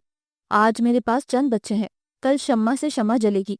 मैं सिर्फ यहाँ पर तवज्जो मरकूज किए हुए थी। कल ही मुझे आइडिया आया कि मुझे नजदीकी बस्तियों में भी जाना चाहिए। सिर्फ यहाँ के लोग हैं ना, तुम्हारे भाई की रियाया, इससे आगे तो उसकी हुक्मरानी नहीं चलेगी ना। पहले मैं आपसे कहता था कि आप वापस चली जाएं, मगर अब आपका आज़म मुझे ऐसा करने से रोक रहा है। अल्लाह करे जो ख्वाब आप देख रही हैं उसकी ताबीर आपको वैसी मिले जैसी आप चाहती हैं। मेरी दुआएं आपके साथ हैं। सिर्फ दुआएं हैं मेरे साथ ज़मान शाह, मेरा साथ नहीं दोगे? उसके चेहरे पर नजरें जमाकर वो किसी उम्मीद के तहत बोली। कुछ लोगों की सिर्फ दुआएं ही आपका ज़ादिरा होती हैं कि चाहते हुए भी वो आपके साथ कदम से कदम मिलाकर नहीं चल सकते, क्योंकि ये बात नहीं कि वो आपके साथ चलना नहीं चाहते, बल्कि इसलिए कि उनका साथ आपके सफ़र को मजीद मुश्किल बना सकता है। दूर कहीं आसमानों की वसअतों में तकते उसने कुछ अजीब सा जवाब दिया जो हया के सर के ऊपर से गुजर गया। पता नहीं कितनी भारी भारी फलसफियाना बातें करते हो तुम, हालांकि तुम्हारी उम्र इतनी ज्यादा नहीं है। जिंदगी बहुत खूबसूरत है, इसे एंजॉय करो। मुझे देखो, तुम्हें लगता होगा कि बहुत बहादुर हूँ। दुनिया का कोई गम मुझे छूकर नहीं गुजरा, मगर गम का ढंडोरा पीटने या खुद पर तारी करने से दुनिया आपके ऊपर हावी होती है और इंसान खुद खत्म हो जाता है। गमों के साथ मुकाबला करना चाहिए। फिर उसने अपनी जिंदगी के हालात की तस्वीर खींचकर उसके सामने रख दी। ऊपर अल्लाह और जमीन पर एक माँ के सहारे मैं जिंदगी से अपना हिस्सा वसूल करने निकली हूँ। मुझे पता है कि जहां मैं जरा सा कमजोर पड़ी वहां मेरे कजन या तुम्हारे भाई जैसे लोग मेरी ताक में हैं, मगर जब तक आज़म जमा है और अपने अल्लाह पर भरोसा है, मैंने हार नहीं माननी। मेरे अब्बू बहुत स्ट्रांग इंसान थे और उन्होंने मुझे भी यही सिखाया है कि जीना है तो सर उठा के जियो। उसने उसकी जिंदगी के हवाले से कुछ बातें मुलाजिम की जुबानी सुनी थीं। कुछ बातों बातों में वो खुद मायूसी का इजहार कर जाता। जब ही हया ने उसे बहुत कुछ समझाने की कोशिश की। आप बहुत खुशकिस्मत हैं बीबी कि आपको मजबूत कुव्वत इरादी वाले वालिदैन की सरपरस्ती हासिल रही, जिन्होंने भरपूर मोहब्बत और एतमाद देकर आपकी ज़ात में बहुत सी खूबियाँ उजागर कर दी, जिनमें सरफहरिस्त हालात का जवां मर्दी से मुकाबला करना है। मेरा केस आपसे टोटली मुख्तलिफ है। एक गलत बैकग्राउंड से ताल्लुक़ रखने वाली माँ का एहसास ही जानलेवा था। मेरे लिए रही सही कसर बाप की उस बेरुखी ने पूरी कर दी जो उन्होंने सारी जिंदगी मुझसे रवा रखी। मुझसे ला ताल्लुक़ रहकर शायद वो अपनी पहली बीवी और घर वालों के सामने इस गलती का अजाला करना चाहते थे जो मेरी माँ से मोहब्बत फिर शादी की सूरत में की थी, और जिसका खमियाजा मुझे तमाम उम्र भुगतना पड़ा। चारों तरफ से ये एहसास दिलाने वाले लोग थे कि मेरी माँ का ताल्लुक किस जगह से था। मदद के लिए कभी बाप की तरफ देखना भी चाहा तो उन्होंने नजरें चुरानी, बजाय ये कहने के कि अगर इसमें उस औरत का खून है तो मेरा भी तो है, मेरी भी तो औलाद है। मगर ऐसी कोई बात सुनने के लिए कान तरस गए मेरे। लहूरंग आंखों के साथ वो अपनी नाकाम और दर्द भरी जिंदगी का वर्क वर्क उसके सामने खुल रहा था। अब्बा की बेरुखी, सुतेली माँ के तंज, सबसे बढ़कर अदा साईं की रोबदार शख्सियत ने मेरे अंदर की खूबियों को कहीं अंदर ही दफन कर दिया। अब्बा के मरने के बाद मैं मजीद तन्हा रह गया। मैं अब चाहूं भी तो अपने खौफ अदम एतमाद पर काबू पाना नामुमकिन है मेरे लिए। दो लोगों को ऊंचा बोलते देखकर मैं खौफजदा हो जाता हूँ। अदा सुल्तान के सामने तो शायद कभी एक जुमला भी मेरे मुंह से पूरा नहीं निकला। उसने जैसे खुद का मजाक उड़ाया। ये तो आप दुनिया की वो वाहिद हस्ती हैं जिनके सामने मैं पता नहीं क्यों अपने सब दुख बयान कर जाता हूँ, और आज तक इसकी वजह नहीं तलाश कर सका कि क्या वो बात है जो मुझे आपकी तरफ खींचती है। अब वो जमीन को देखता, जूते की टो से कच्ची जमीन की मिट्टी उखेड़ता, होले होले बोल रहा था। हया को उस पर, उस मासूम और सादा इंसान पर बैक वक्त प्यार और तरस आया। मैं जानती हूँ कि कैसी जिंदगी गुजारी होगी आपने और कैसे हालात रहे होंगे, तब भी मेरा ये मानना है कि इंसान को हालात के धारे पर खुद को छोड़ने की बजाय हाथ पांव मार कर खुद को बचाने की कोशिश जरूर करनी चाहिए। फिर भी नाकामी हो तो वो मुकद्दर होता है। आप तो मर्द थे, जब किसी किस्म के साजगार हालात नहीं थे तो भी आपको मुकाबला करना चाहिए था। आप भी ठीक उसी तरह इस घर के बेटे हैं जिस तरह सुल्तान शाह अपने अब्बा समेत उनकी तमाम जायदाद के भी बराबर हिस्सेदार। अभी भी वक्त आपके हाथ में है, बहुत कुछ बदल सकते हैं। सिर्फ जरा सी हिम्मत करने से آپ کے پاس تعلیم ہے، دماغ ہے، صرف طاقت نہیں ہے تو کیا ہوا؟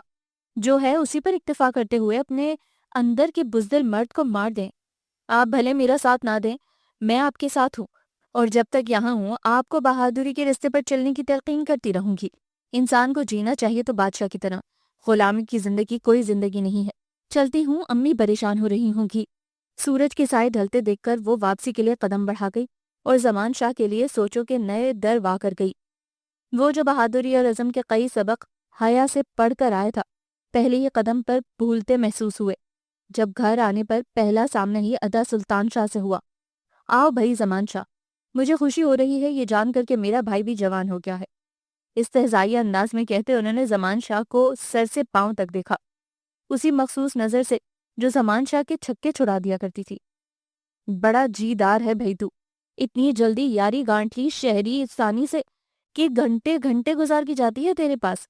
زمان شاہ کا اگرچہ خون کھول اٹھا تھا، حیا کے متعلق غلط بات سننا بہت تلخ تجربہ تھا اس کا۔ نہیں ادا، وہ بس سب جانتا ہوں میں۔ بس اس کو اپنی زبان میں سمجھا کہ واپسی چلی جائے یہاں سے، نہ ورغلائے یہاں کے معصوم لوگوں کو، ورنہ اچھا نہیں ہوگا اس کے حق میں۔ وہ نعونت سے کھڑے ہو گئے اور ٹہلتے ہوئے بولے، کوشش کروں گا، اس نے آہستہ سے کہا۔ کوشش نہیں زمان شاہ، وہ دھاڑے، اسے روکنا ہے ہر صورت۔ اگر تجھے پسند ہے تو تیری شادی کرا سکتا ہوں اس سے، مگر یہ اسکول والا کام چھوڑنا ہوگا اسے۔ وہ اس کے پاس آ کر رک گئے۔ سمجھ گئے نا زمان شاہ، اور جانتے ہو نا تم اچھی طرح کہ اپنی حکم عدولی کرنے والے کا ہم کیا حشر کرتے ہیں۔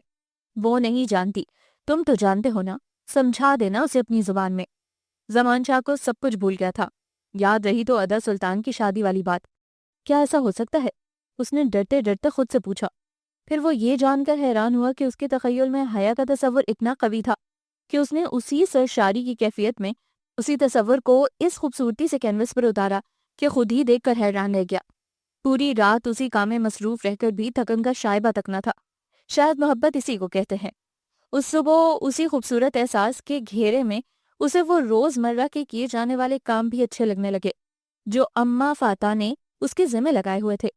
منہ اندھیرے باڑے کی صفائی اور جانوروں کا دودھ نکال کر ان کا چارہ کاٹنا، پھر ان کو کھلانا، اور اپنے مخصوص وقت پر وہ باہر نکلنے کی تیاری کر ہی رہا تھا کہ اماں فاتح کا پیغام آیا کہ اپنی نگرانی میں کھیتوں سے سرسوں لا کر گودام میں رکھوائے۔ اور اس کے علاوہ بھی کئی چھوٹے موٹے کام ایسے تھے جن میں اسے شام تو نہیں سپہر ضرور ہو جاتی تھی۔ اس کا مطلب آج بی بی سے ملاقات ممکن نہیں۔ اس نے مایوسی سے سوچا، زندگی بہت خوبصورت ہو جاتی ہے جب اس میں کوئی مقصد ہو۔ اسے حیا کی کہی بات یاد آئی، واقعی بی بی، مجھے لگ رہا ہے کہ زندگی خوبصورت ہے، کہ میری زندگی کا مقصد آپ ہیں۔ آپ کو پا سکوں نہ پا سکوں نصیب کی بات ہے، مگر محبت کے سفر میں تنہا ہرگز نہیں ہوں۔ یہ خیال ہی مجھے ہواؤں میں اڑائے دے رہا ہے۔ اس کے لب مسکرائے۔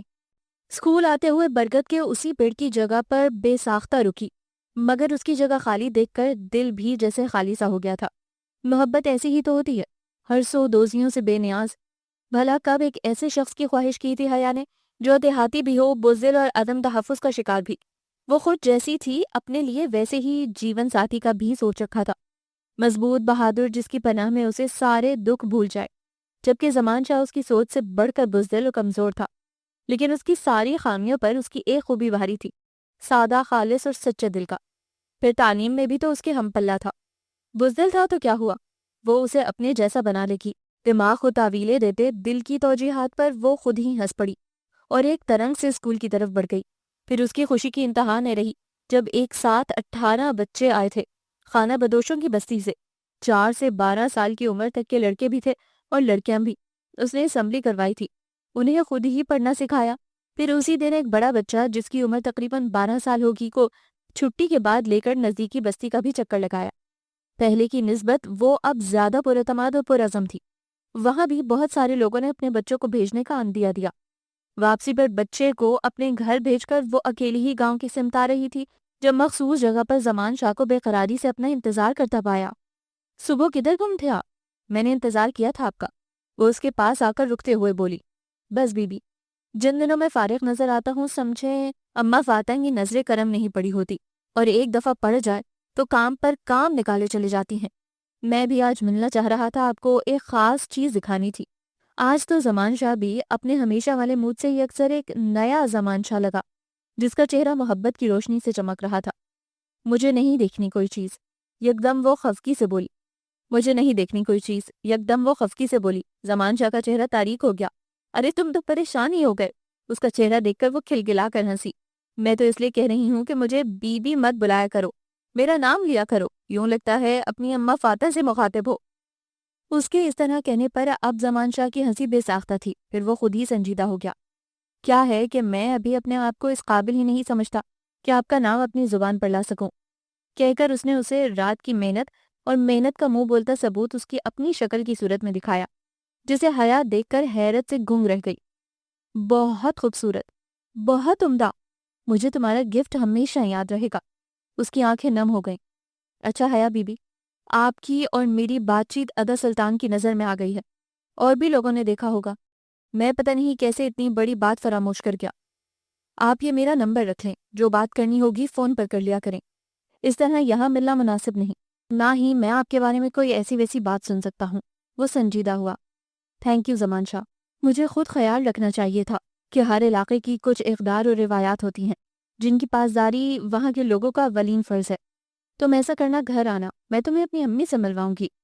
نہیں بی بی، میں نے پہلے بھی کہا تھا کہ میرا آپ کی زندگی میں عمل دخل آپ کی زندگی کو زیادہ مشکل کر دے گا۔ آپ آئندہ اس طرح اکیلی مت کہیں جایا کریں، کسی بچے کو ساتھ لے کر نکلا کریں۔ سلطان شاہ کی گفتگو ذہن میں گردش کرنے لگی تو وہ متفکر سا اس سے بولا۔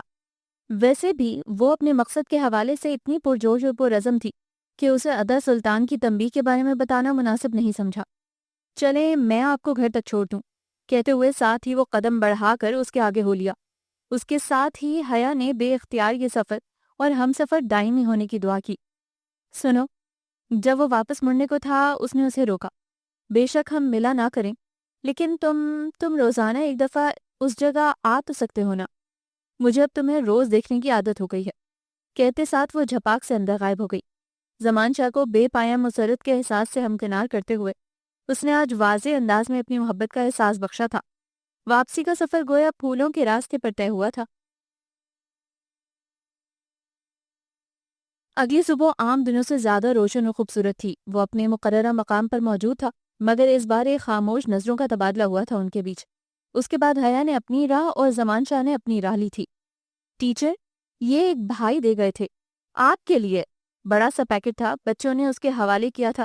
کھولنے پر اندر بہت سی کلر پینسلز، ریزر، شارپنرز اور کاپیوں کے ساتھ کلرڈ کتابیں بھی تھیں۔ حیا نے سارا سامان نکال کر آخر میں ایک چٹ نکالی جس پر درج تھا: روشنی کے اس سفر میں زمان شاہ کی ایک ادنی سی کوشش مستقبل کے معماروں کے لیے۔ پڑھ کر اس کی آنکھیں جھلملا گئیں۔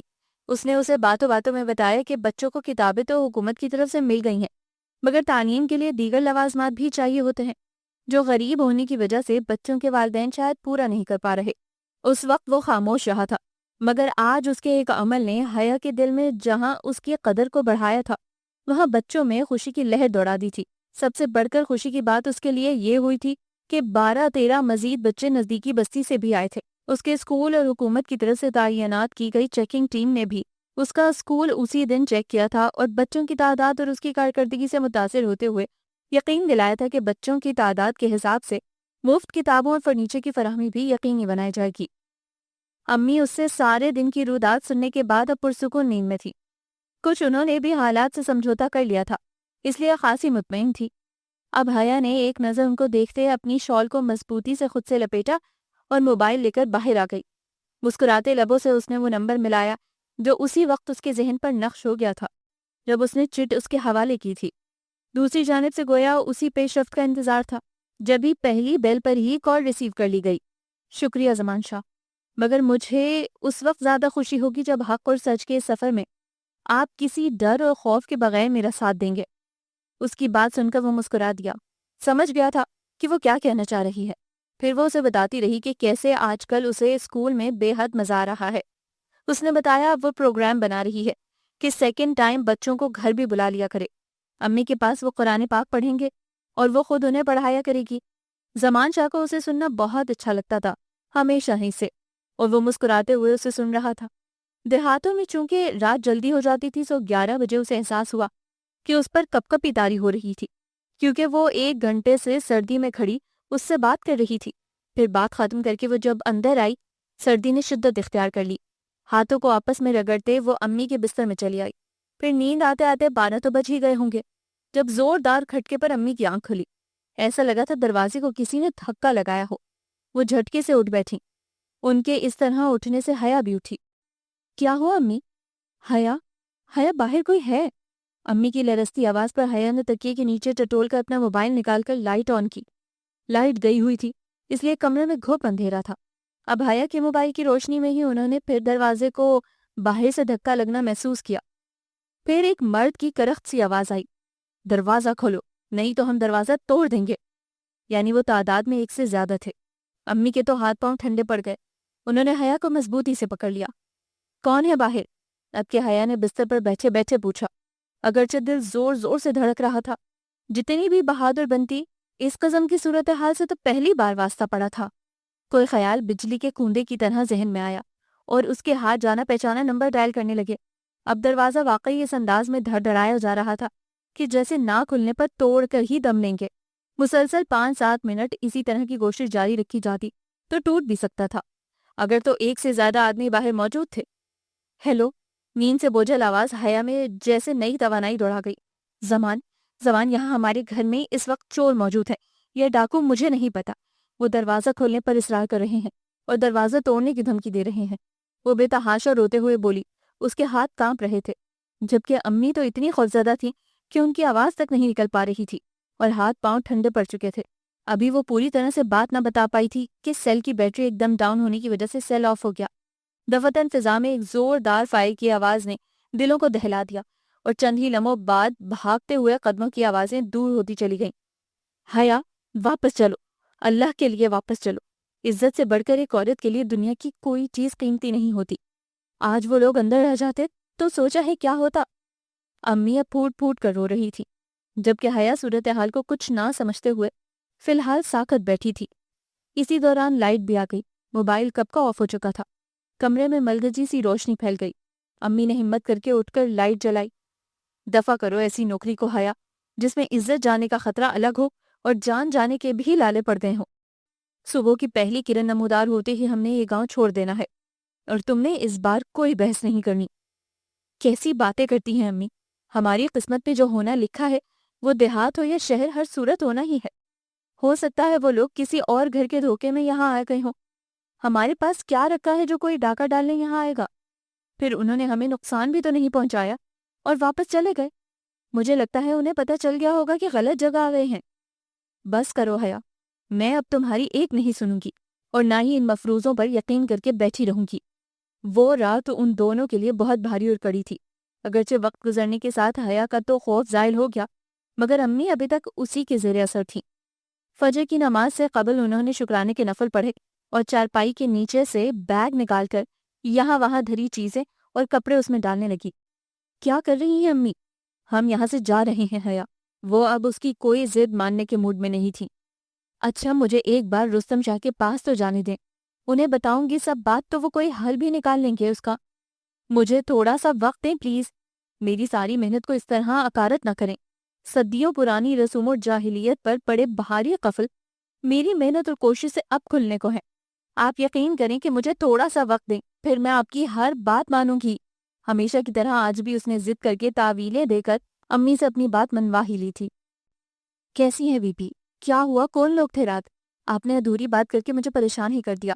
میں فوراً ہی آیا تھا یہاں، مگر تب تک وہ لوگ فرار ہو چکے تھے یہاں سے۔ پھر تب سے اب تک میں یہیں آس پاس ہی رہا ہوں۔ آپ کا سیل بھی آف تھا اور اس وقت میں آپ کے گھر نہیں آنا چاہتا تھا۔ شدید کوہر بھری صبح میں بھاری شال خود سے لپیٹے، سردی سے سرخ ہوتا چہرہ لیے وہ بے حد پریشان تھا اور دھند کی ایک دبیز چادر نے سارے منظر کو خود میں سمو لیا تھا۔ ہاتھ کو ہاتھ سجائی نہ دیتا تھا۔ بہت قریب آنے پر اس کی کالی شال کی جھلک نظر آئی تھی۔ اسے تب پتا چلا تھا کہ کوئی زیرو تھا وہاں اس کے علاوہ بھی۔ حیا کی آنکھیں ایک بار پھر بھر آئیں۔ مجھے یہ سلطان شاہ کا کام لگتا ہے زمان۔ وہ اب اوچھے ہتھ کنڈوں پر اتر آیا ہے۔ وہ نفرت سے بولی۔ زمان شاہ کا چہرہ زرد پڑ گیا۔ آپ چھوڑیں یہ سب بی بی، واپس چلی جائیں۔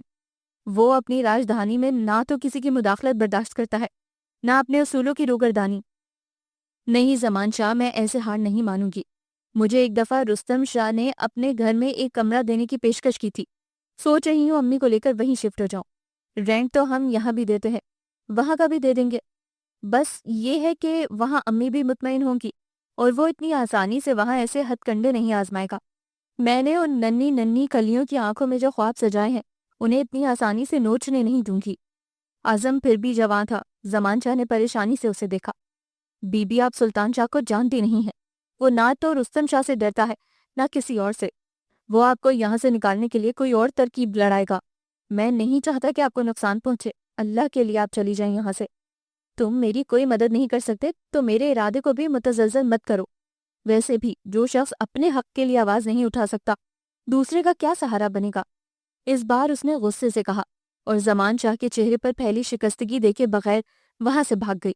رستم شاہ نے اس کی بات تحمل سے سنی تھی. میں نے تو پہلے بھی کہا تھا بی بی کہ آپ یہاں مہمان ہیں, اور پھر آپ کا درجہ تو یوں بھی بلند ہے کہ اپنا گھر باہر چھوڑ کر ایک اچھے مقصد کے لیے آئی ہیں. تو آپ یہاں میرے گھر پر رہیں. میری اماں ہے, بیوی ہے, بھرا پورا گھر ہے. آپ کو یہاں کوئی تکلیف نہیں ہوگی.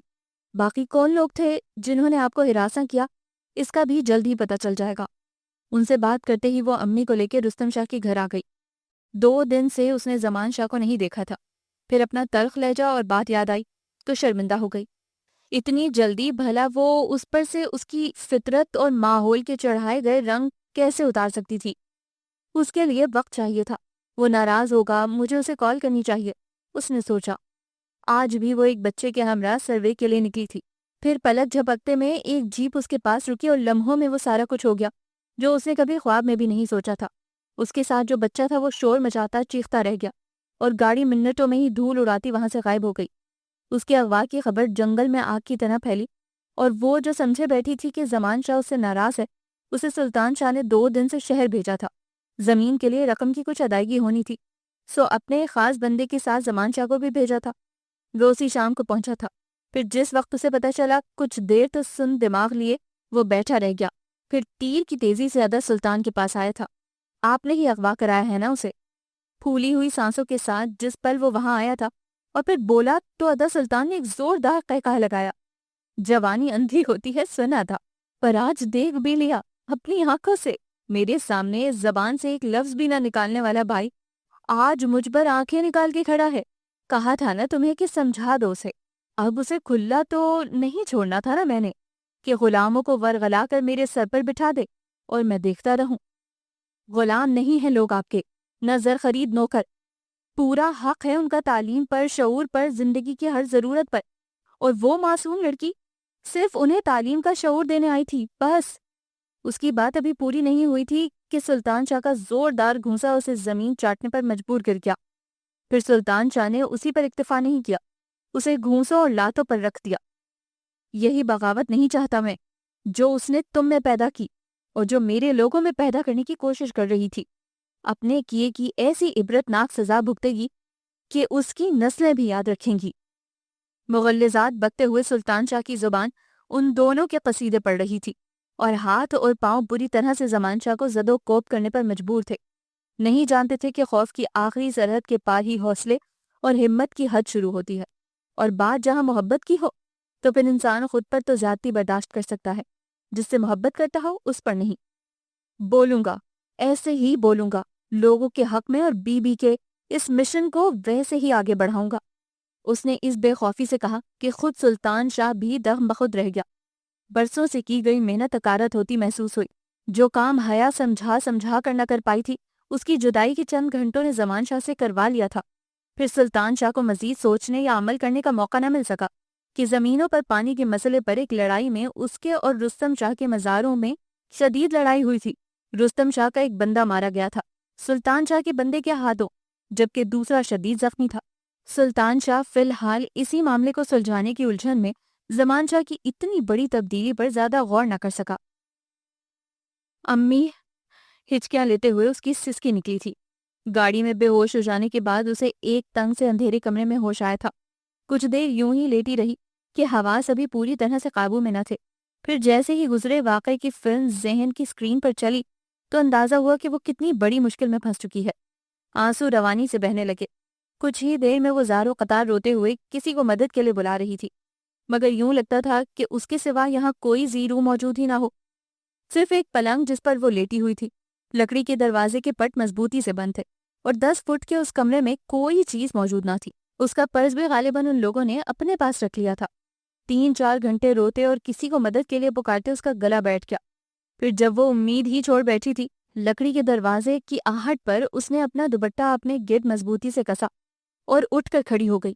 ایک خوفناک سے شکل والے گن مین کے ساتھ سلطان شاہ کو دیکھ کر اس کا دل چاہا کہ آگے بڑھ کر اس کا منہ نوچ لے۔ ہاں تو استانی صاحبہ، دیکھ لیا اپنی ضد کا انجام؟ اپنے مخصوص انداز میں مسکراتے ہوئے اس نے پوچھا۔ ایسا مت کرو سلطان شاہ، مجھے واپس جانے دو، میری امی بہت پریشان ہوں گی، میں وعدہ کرتی ہوں کہ میں تمہارے گاؤں سے واپس چلی جاؤں گی۔ اس کی آواز بھرا گئی اس ظالم سے التجا کرتے ہوئے۔ اس بار سلطان شاہ کے حلق سے بے اختیار ایک قہقہہ نکلا۔ سلطان شاہ اتنے مواقع کسی کو نہیں دیتا جتنے تمہیں دیے، مگر تم اسے شاید ہماری کمزوری سمجھی تھی۔ وہ ہماری کمزوری نہیں تھی، وہ اس کے بے حد قریب آ گیا۔ تم ہمارے دل کو بھا گئی ہو، اس لیے اب تمہاری رہائی بھی ہماری شرائط پر ممکن ہے۔ حیا سمٹ کر مزید پیچھے ہوئی۔ کیسی شرائط سلطان شاہ؟ میں نے کہا نا، میں لکھ کر دیتی ہوں کہ اب کبھی تمہیں نظر نہیں آؤں گی، پلیز مجھے جانے دو۔ نہ حیا بی بی، ایسے رونا گڑ گڑانا تم جیسی جیدار لڑکی کو زیب نہیں دیتا۔ تمہاری بہادری ہی تو بھا گئی ہے سلطان شاہ کو۔ ہم سے ویسے ہی آنکھوں میں آنکھیں ڈال کر بات کرو، تمہیں اپنے دل کی رانی بنا کر رکھنے کا فیصلہ کر لیا ہے ہم نے۔ حیا کی تو خوف سے آنکھیں پھٹ گئیں اس کی فرمائش سن کر۔ جلدی ہی نکاح ہوگا ہمارا، پھر دھوم دھام سے لے جائیں گے تمہیں گاؤں اپنی دلہن بنا کے۔ جیسے ہی سلطان شاہ نے اس کے نرم گال کو چھوا، وہ اس کا ہاتھ جھٹک کر چیخ پڑی۔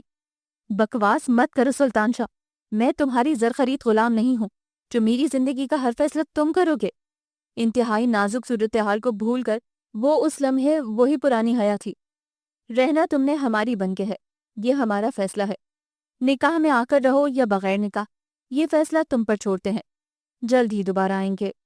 اسی اطمینان اور سکون سے کہہ کر وہ چلا گیا، یہ سوچے بغیر کہ حیا پر کتنی مشکل گھڑی تھی اس پل۔ جب تک آپ کی ٹیچر نہیں آتی آپ کو میں پڑھاؤں گا۔ ہم نے ان کے خواب کو آگے لے کر جانا ہے۔ آپ کو اس گاؤں کے تمام بچوں کو تعلیم کے زیور سے آراستہ کرنے کا خواب، حیا کے ادھورے کام کو وہ ڈنکے کی چوٹ پر پورا کرنے کا ارادہ رکھتا تھا۔ صرف یہی نہیں، اس نے سلطان شاہ کے خلاف جا کر حیا کے اغوا کی رپورٹ بھی درج کرائی تھی۔ یہ اور بات ہے کہ مقامی علاقے کے ایس ایچ او نے فون کر کے سلطان شاہ کو ساری صورتحال سے آگاہ کر دیا تھا اور بتایا تھا کہ وہ فی الحال رپورٹ درج نہیں کر رہا، لیکن اگر زمان شاہ شہر چلا گیا اور اوپر کہیں تک بات پہنچا دی تو ایک ٹیچر غائب کروانے والی بات زیادہ چھپ نہیں سکے گی اور نہ ہی وہ کچھ کر پائے گا۔ اگر اس پر اوپر سے دباؤ ڈالا گیا، کیونکہ زمان شاہ نے مقامی تھانے کے چکر لگا لگا کر ان کا ناطقہ بند کیا ہوا ہے۔ سلطان شاہ ہنکارا بر کر رہ گیا۔ وہ فی الحال اس مسئلے کو دبانے میں لگا تھا جو اس کے خاص آدمی کے ہاتھوں رستم شاہ کے بندے کا قتل ہوا تھا۔ اگر وہ شخص پکڑا جاتا تو سلطان شاہ کے بھی بہت سے کالے کارنامے کھلنے کا خطرہ تھا، جبکہ اس بار رستم شاہ بھی کھل کر سامنے آیا تھا اس کے خلاف۔ حیا کی امی کی رو رو کر حالت قہر ہو چکی تھی۔ آج 4 روز گزر جانے کے بعد بھی حیا کا کچھ پتہ نہ تھا۔ وہ چونکہ سلطان شاہ کی حیا سے چپقلش سے ناواقف تھیں، اس لیے یہ جاننے یا اندازہ لگانے سے قاصر تھیں کہ یہ سب اس کا کارنامہ بھی ہو سکتا ہے۔ اگرچہ رستم شاہ نے ان کو تسلی دی تھی کہ وہ کوشش کر رہے ہیں ان کی بیٹی کے بارے میں جلد پتہ لگانے کی، مگر ان کو کسی پل چین نصیب نہیں تھا۔ یہ کیا بکواس ہے زمان شاہ؟ مجھے بھول گئے ہو یا میرے نظر سے اوجھل ہونے کو میری کمزوری سمجھ بیٹھے ہو؟ سلطان شاہ نے عدالتی نوٹس ٹیبل سے اٹھا کر زمان شاہ کے منہ پر مارا، جو عدالت کی طرف سے زمان شاہ نے بھیجا تھا کہ چونکہ وہ اپنے والد کی تمام جائیداد میں سلطان شاہ کے برابر کا حقدار ہے، سو جلد از جلد اس کے حصے کی جائیداد اس کے حوالے کی جائے۔ یہ میرا حق ہے سلطان شاہ، اور اس سے آپ کو تو کیا، کوئی بھی مجھے محروم رکھنے کا روادار نہیں۔ سلطان شاہ کے سامنے تن کر کھڑا وہ زمان شاہ ہرگز نہیں تھا جس کی اپنے بھائی کو دیکھ کر گھگی بن جاتی تھی، بلکہ آنکھوں میں آنکھیں ڈال کر اپنا حق طلب کرتا اس کی ٹکر کا زمیندار لگ رہا تھا۔ اور ہاں، آپ کا وتیرہ ہے کہ جو آپ کی غلط سرگرمیوں اور کالے کرتوتوں سے واقف ہو جائے یا آپ کی حکم عدولی کرے، اسے آپ غائب کرا دیتے ہیں یا راستے سے ہٹا دیتے ہیں۔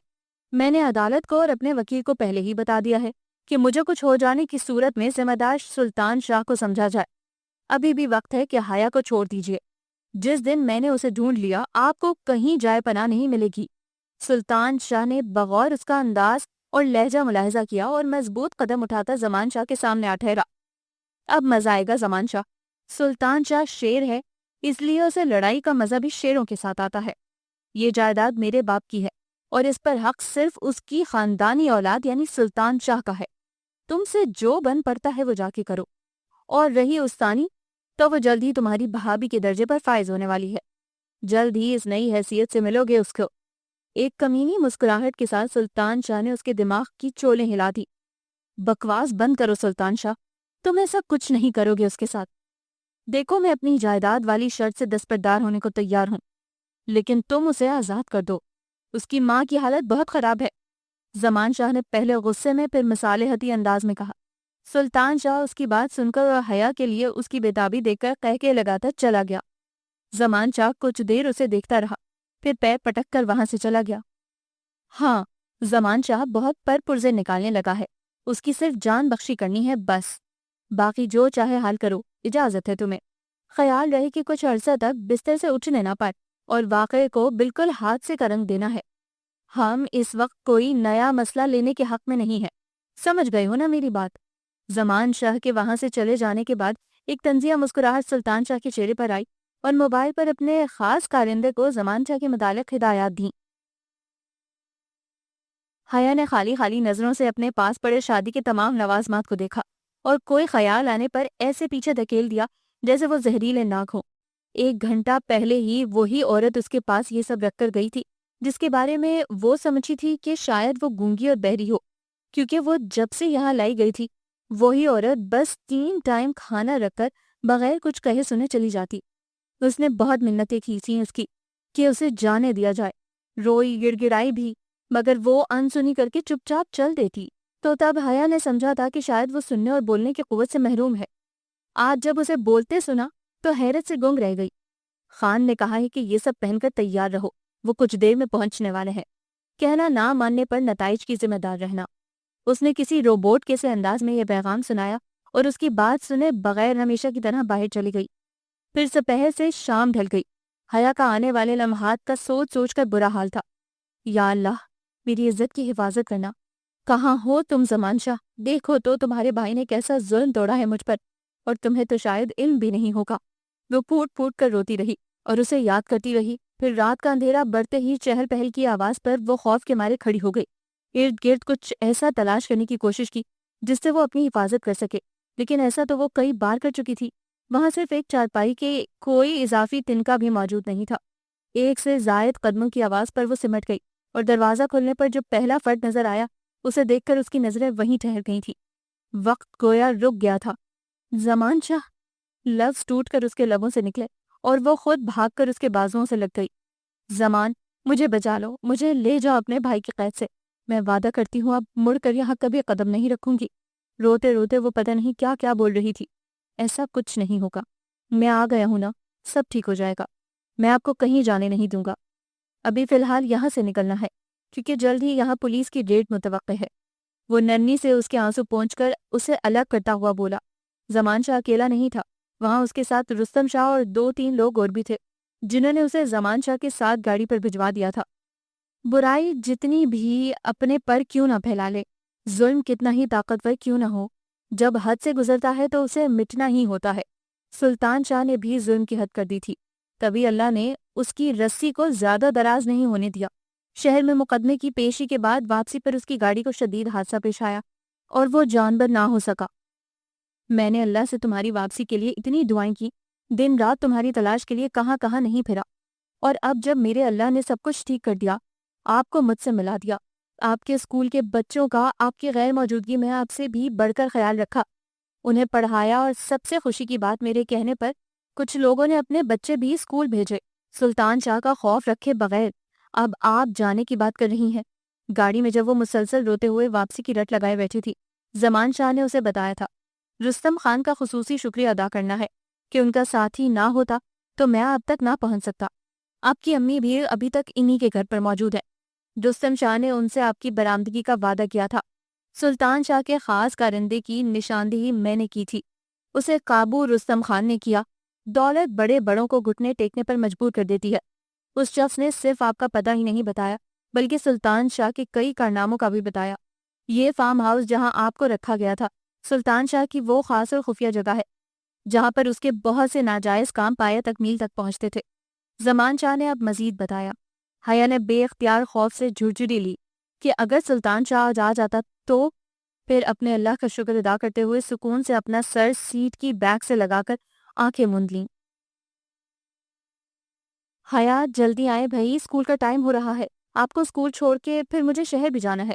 باہر سے زمان شاہ کی آواز آئی تو حیا نے جلدی جلدی اپنی تیاری کو آخری ٹچ دیا اور خوبصورت مسکراہٹ کے ساتھ باہر آ گئی، جہاں اس کا بے حد چاہنے والا شوہر اس کا منتظر تھا۔ تخت پر بیٹھی امی نے مسکرا کر دونوں کو ساتھ اسکول جاتے دیکھا اور دل ہی دل میں ان کی نظر اتاری تھی۔ چاہنے والے تو بہت ہوتے ہیں، مگر اصل چاہنے والا وہ ہوتا ہے جو اپنے محبوب کے لیے خود کو بدل ڈالے۔ زمان شاہ اس کا اصل چاہنے والا تھا، جس نے نہ صرف حیا کے لیے خود کو بدلا تھا بلکہ اس کے ساتھ مل کر اس علاقے کے لوگوں کی بہتری کے لیے کوشاں تھا۔ اب گاؤں کا کوئی گھر ایسا نہیں تھا جہاں کا بچہ اسکول نہ جاتا ہو۔ حیا کو یقین تھا کہ چراغ سے چراغ جلا تو یہ جہاں یوں ہی منور ہوگا۔ 20 دن پہلے ہونے والی ان دونوں کی شادی میں پورے گاؤں نے بڑی مسرت سے شرکت کی تھی۔ انہیں اپنا یہ نیا زمیندار بے حد پسند آیا تھا، جو ان کے دکھ درد میں برابر کا شریک تھا۔ وہ جلد ہی گاؤں میں ایک ہسپتال بنوانے کا ارادہ بھی رکھتا تھا۔ چمکتے سورج، کھلتے پھولوں اور معطر ہوا نے ان دونوں کو ساتھ ساتھ چلتے دیکھا، پھر اپنی چمک، خوشبو اور تازگی بڑھا دی تھی۔ بہاروں کی آہٹ سنائی دے رہی تھی، موسم گل آنے کو تھا، نہ صرف ان کے لیے بلکہ پورے گاؤں والوں کے لیے۔